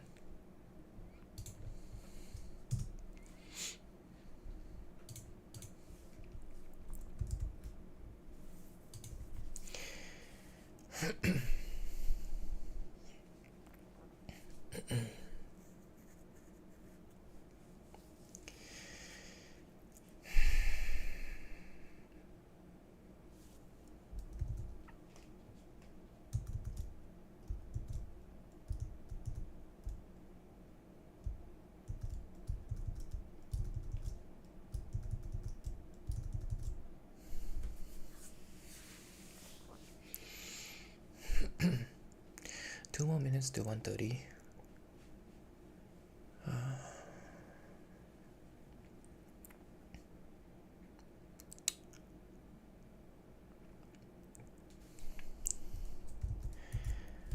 If we start to trade above 20.067, then I think it's probably gonna go away. Like I'm probably not gonna get any fills.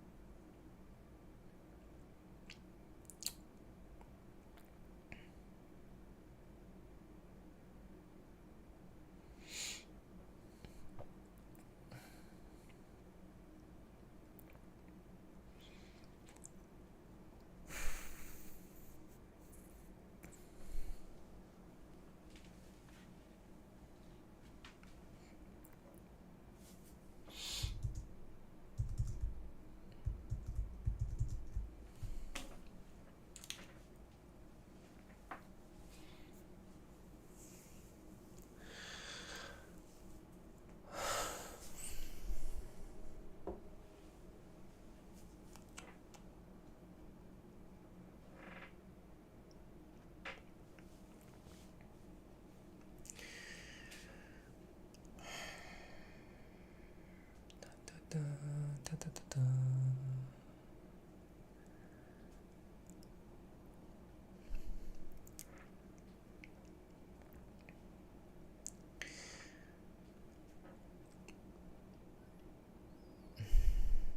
Okay, 1:30. Let's go. Let's do it.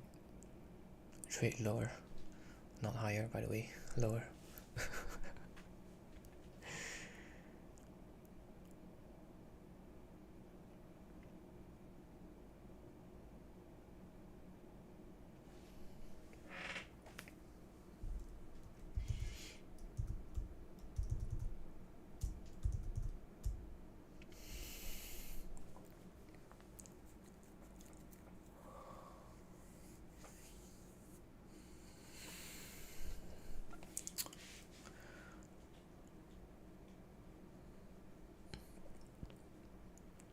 For OTs, they would usually provide.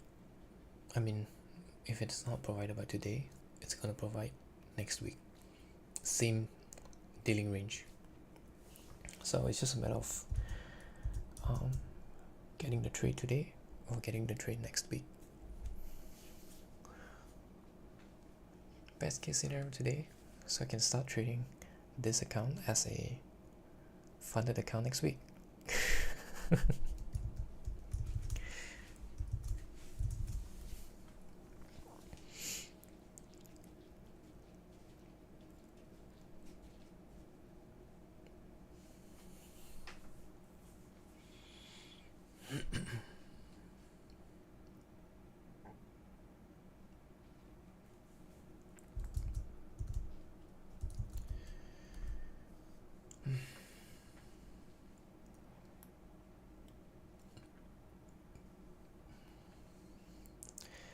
And so you can see now how the PM session is offering a very clear bias as compared to the AM session.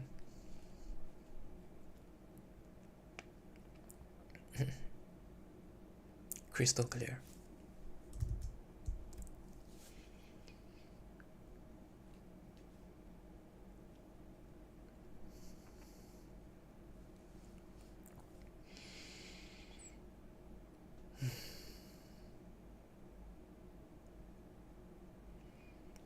Yeah, it's against my time zone as well. But it's a Friday, it's okay.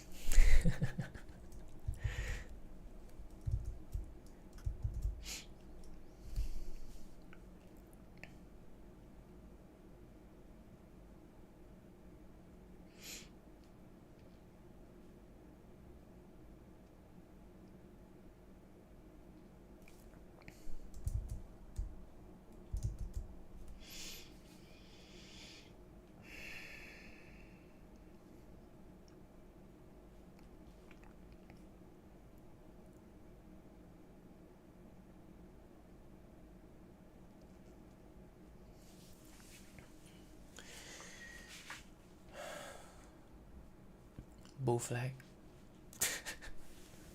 That's what I see right now. How long have you been trading ICT? Days. About 1 year. This is my 2nd year. But in total, if you are curious to know, I studied ICT in terms of theory for 1 year. Then moving on to the 2nd year, I did forward testing for 1 year. And then in the 3rd year, that was when I discovered the trader day, and then I started to implement his concepts with ICT. At the same time, trading a live account using ICT. So I have in the 3rd year, I would sort of say like gaining experience trading live money, real money. And then right now I'm in the 4th year.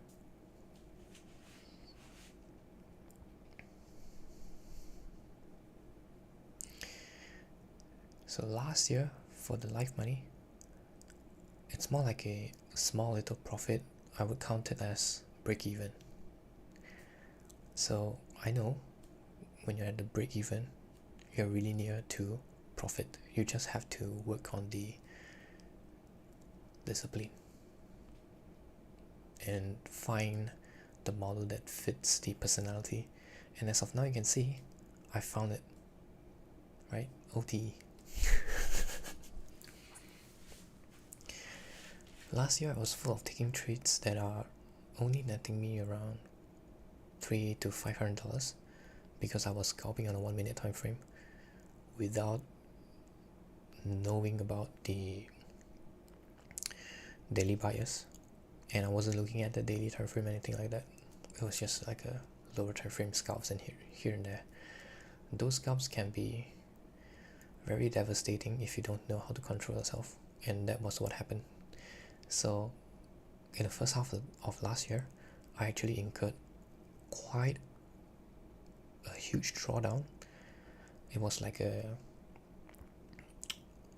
10% drawdown in the first half of the year, and majority of that 10% is from one single month, whereby I had 30 plus to 40 trades in that entire month. Wow, so you can imagine the commissions, because the commissions here in Singapore is not cheap.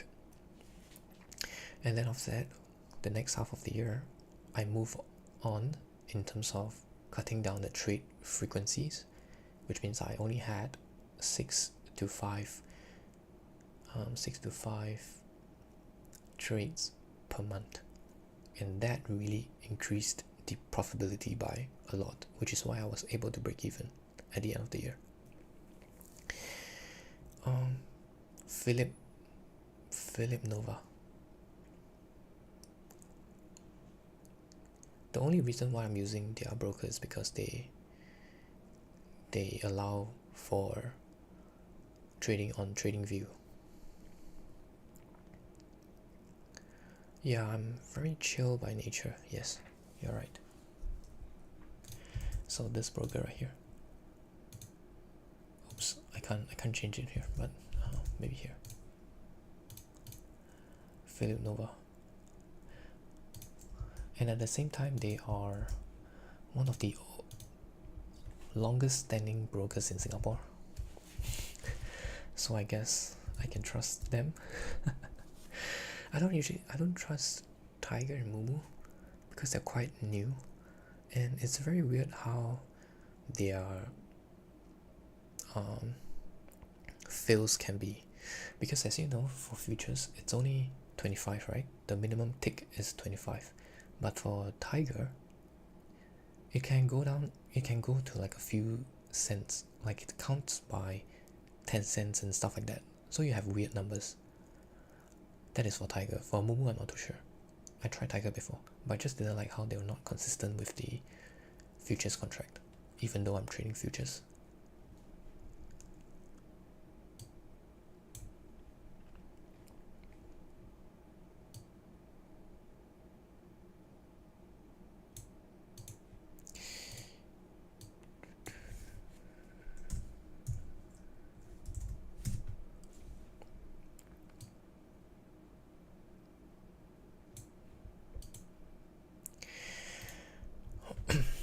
Interactive broker. Can you trade on TradingView?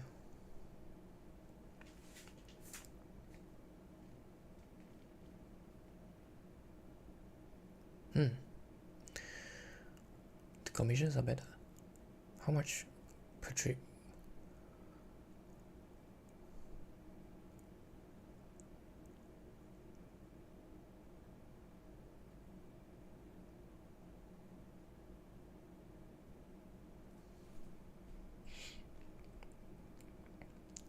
Oh, it's the same.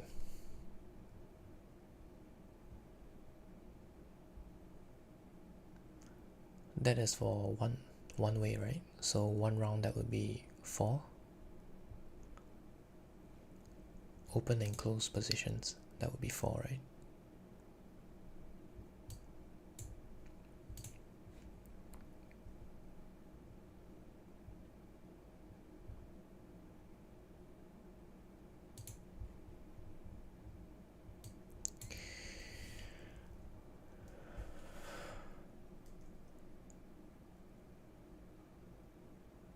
Oh yeah, then that is slightly cheaper.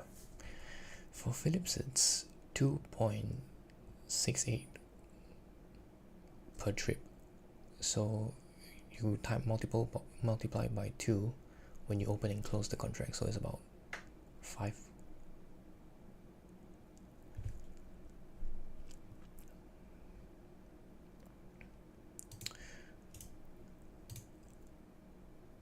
Philips for SGX.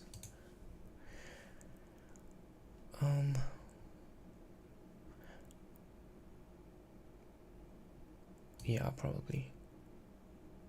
Because I understand that they are not the cheapest, but I didn't know interactive brokers can trade through TradingView. But are they like what do you call it?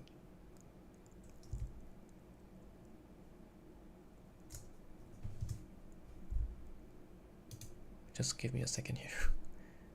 This low is at 19943.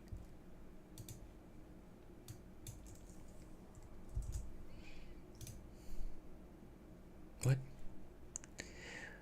The low 19922.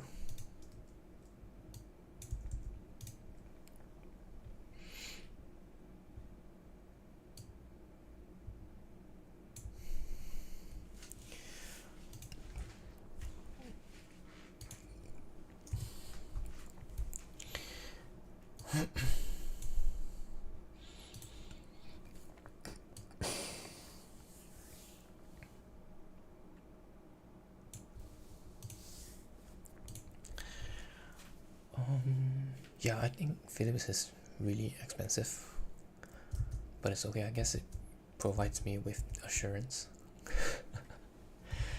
Assurance in terms of like they can't run away.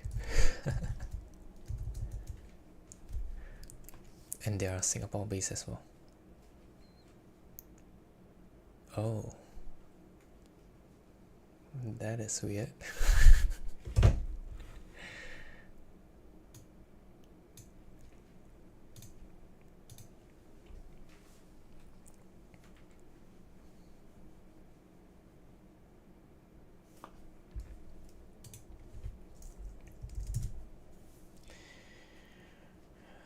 And yeah, the 4 hours does look bullish.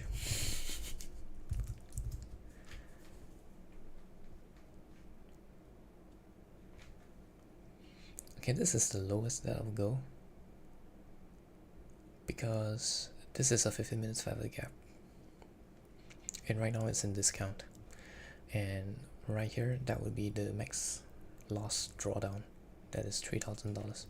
So I can't go any higher than this, so it's either this price or nothing. I might round it down into this low here, depends on the strength.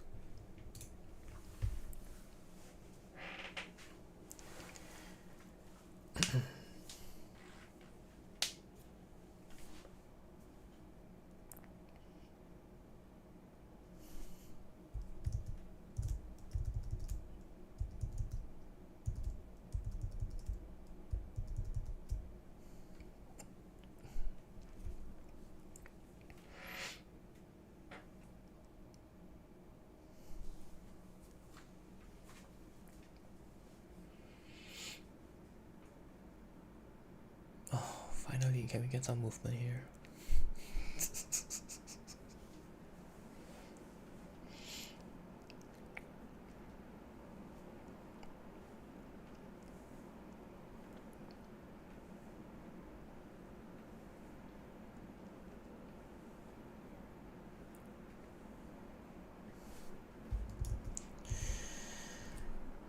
I do believe if we take out this low, it's going to gravitate down into this low right here and probably hit the 705.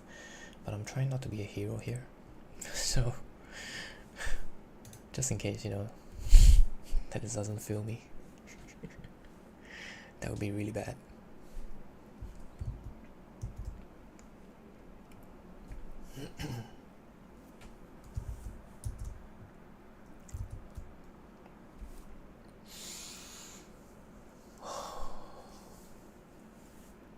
Three drives higher, please. Like a 1, 2, and 3, and then we drop, please.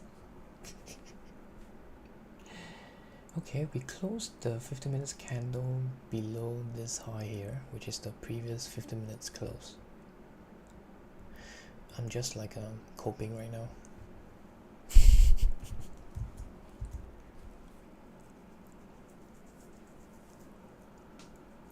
Come on, man.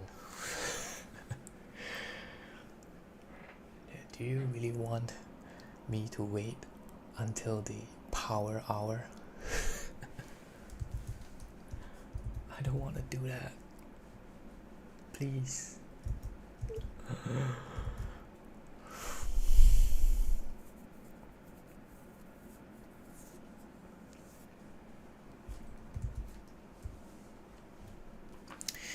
We're heading into 2 p.m. That's gonna be the new power 3 candle for the 4 hours.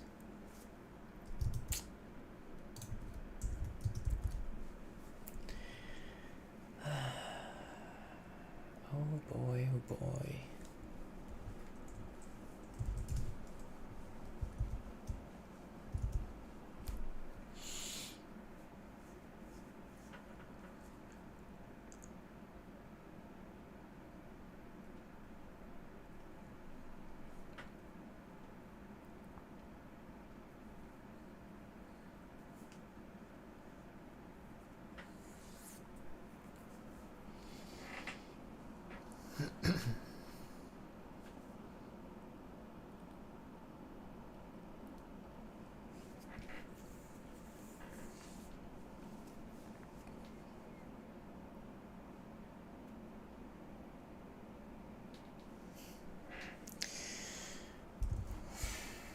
You know, if I'm really desperate, I can just put a buy stop order above this high, because once it takes out this high, it's gonna punch through NFP highs. I'm just saying, I'm not gonna do it. So what? How many points is that? That is 34. I need about should I say 100 point? Yeah, I need about 100 point. So 3 contracts would do the job. Slippage? But this is a demo account, so I don't think there's gonna be slippage.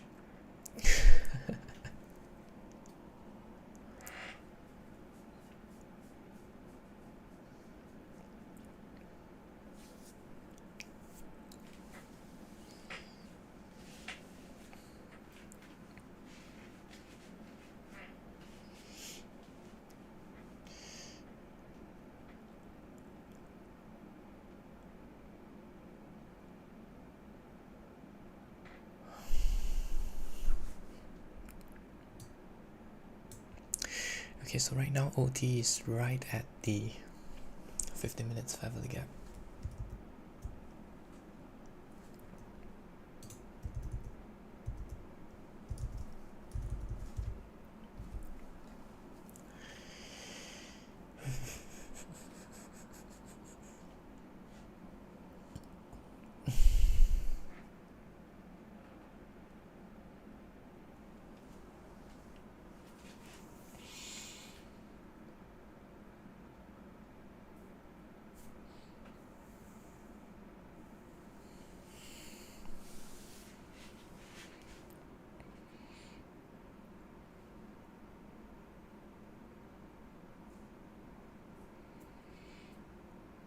You know, I feel like changing my mind. I feel like I'm just gonna put it at 705. Because if it comes back down into these levels here, it's gonna be high resistance liquidity run, and it's gonna pierce through really hard. So I'm gonna change my mind. I will not regret it because I can come back next week and take it. So I'm just gonna put it here.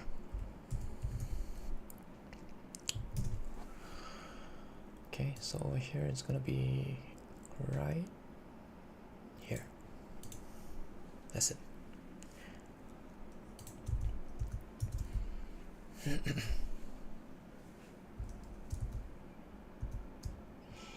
I'm going to utilize the 705 from this point onwards.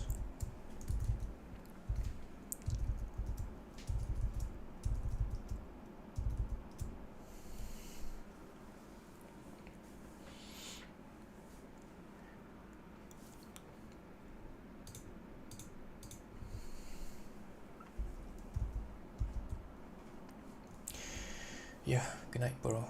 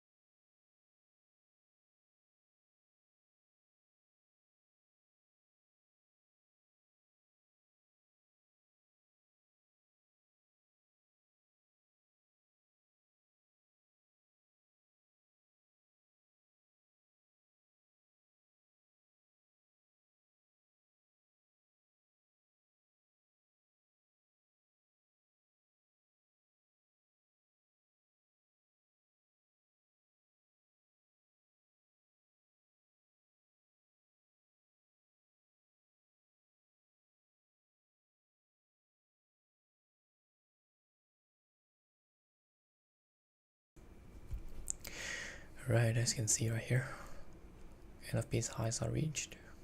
I'm done for the day. Unfortunately, no entries. And with this, I'll see you again.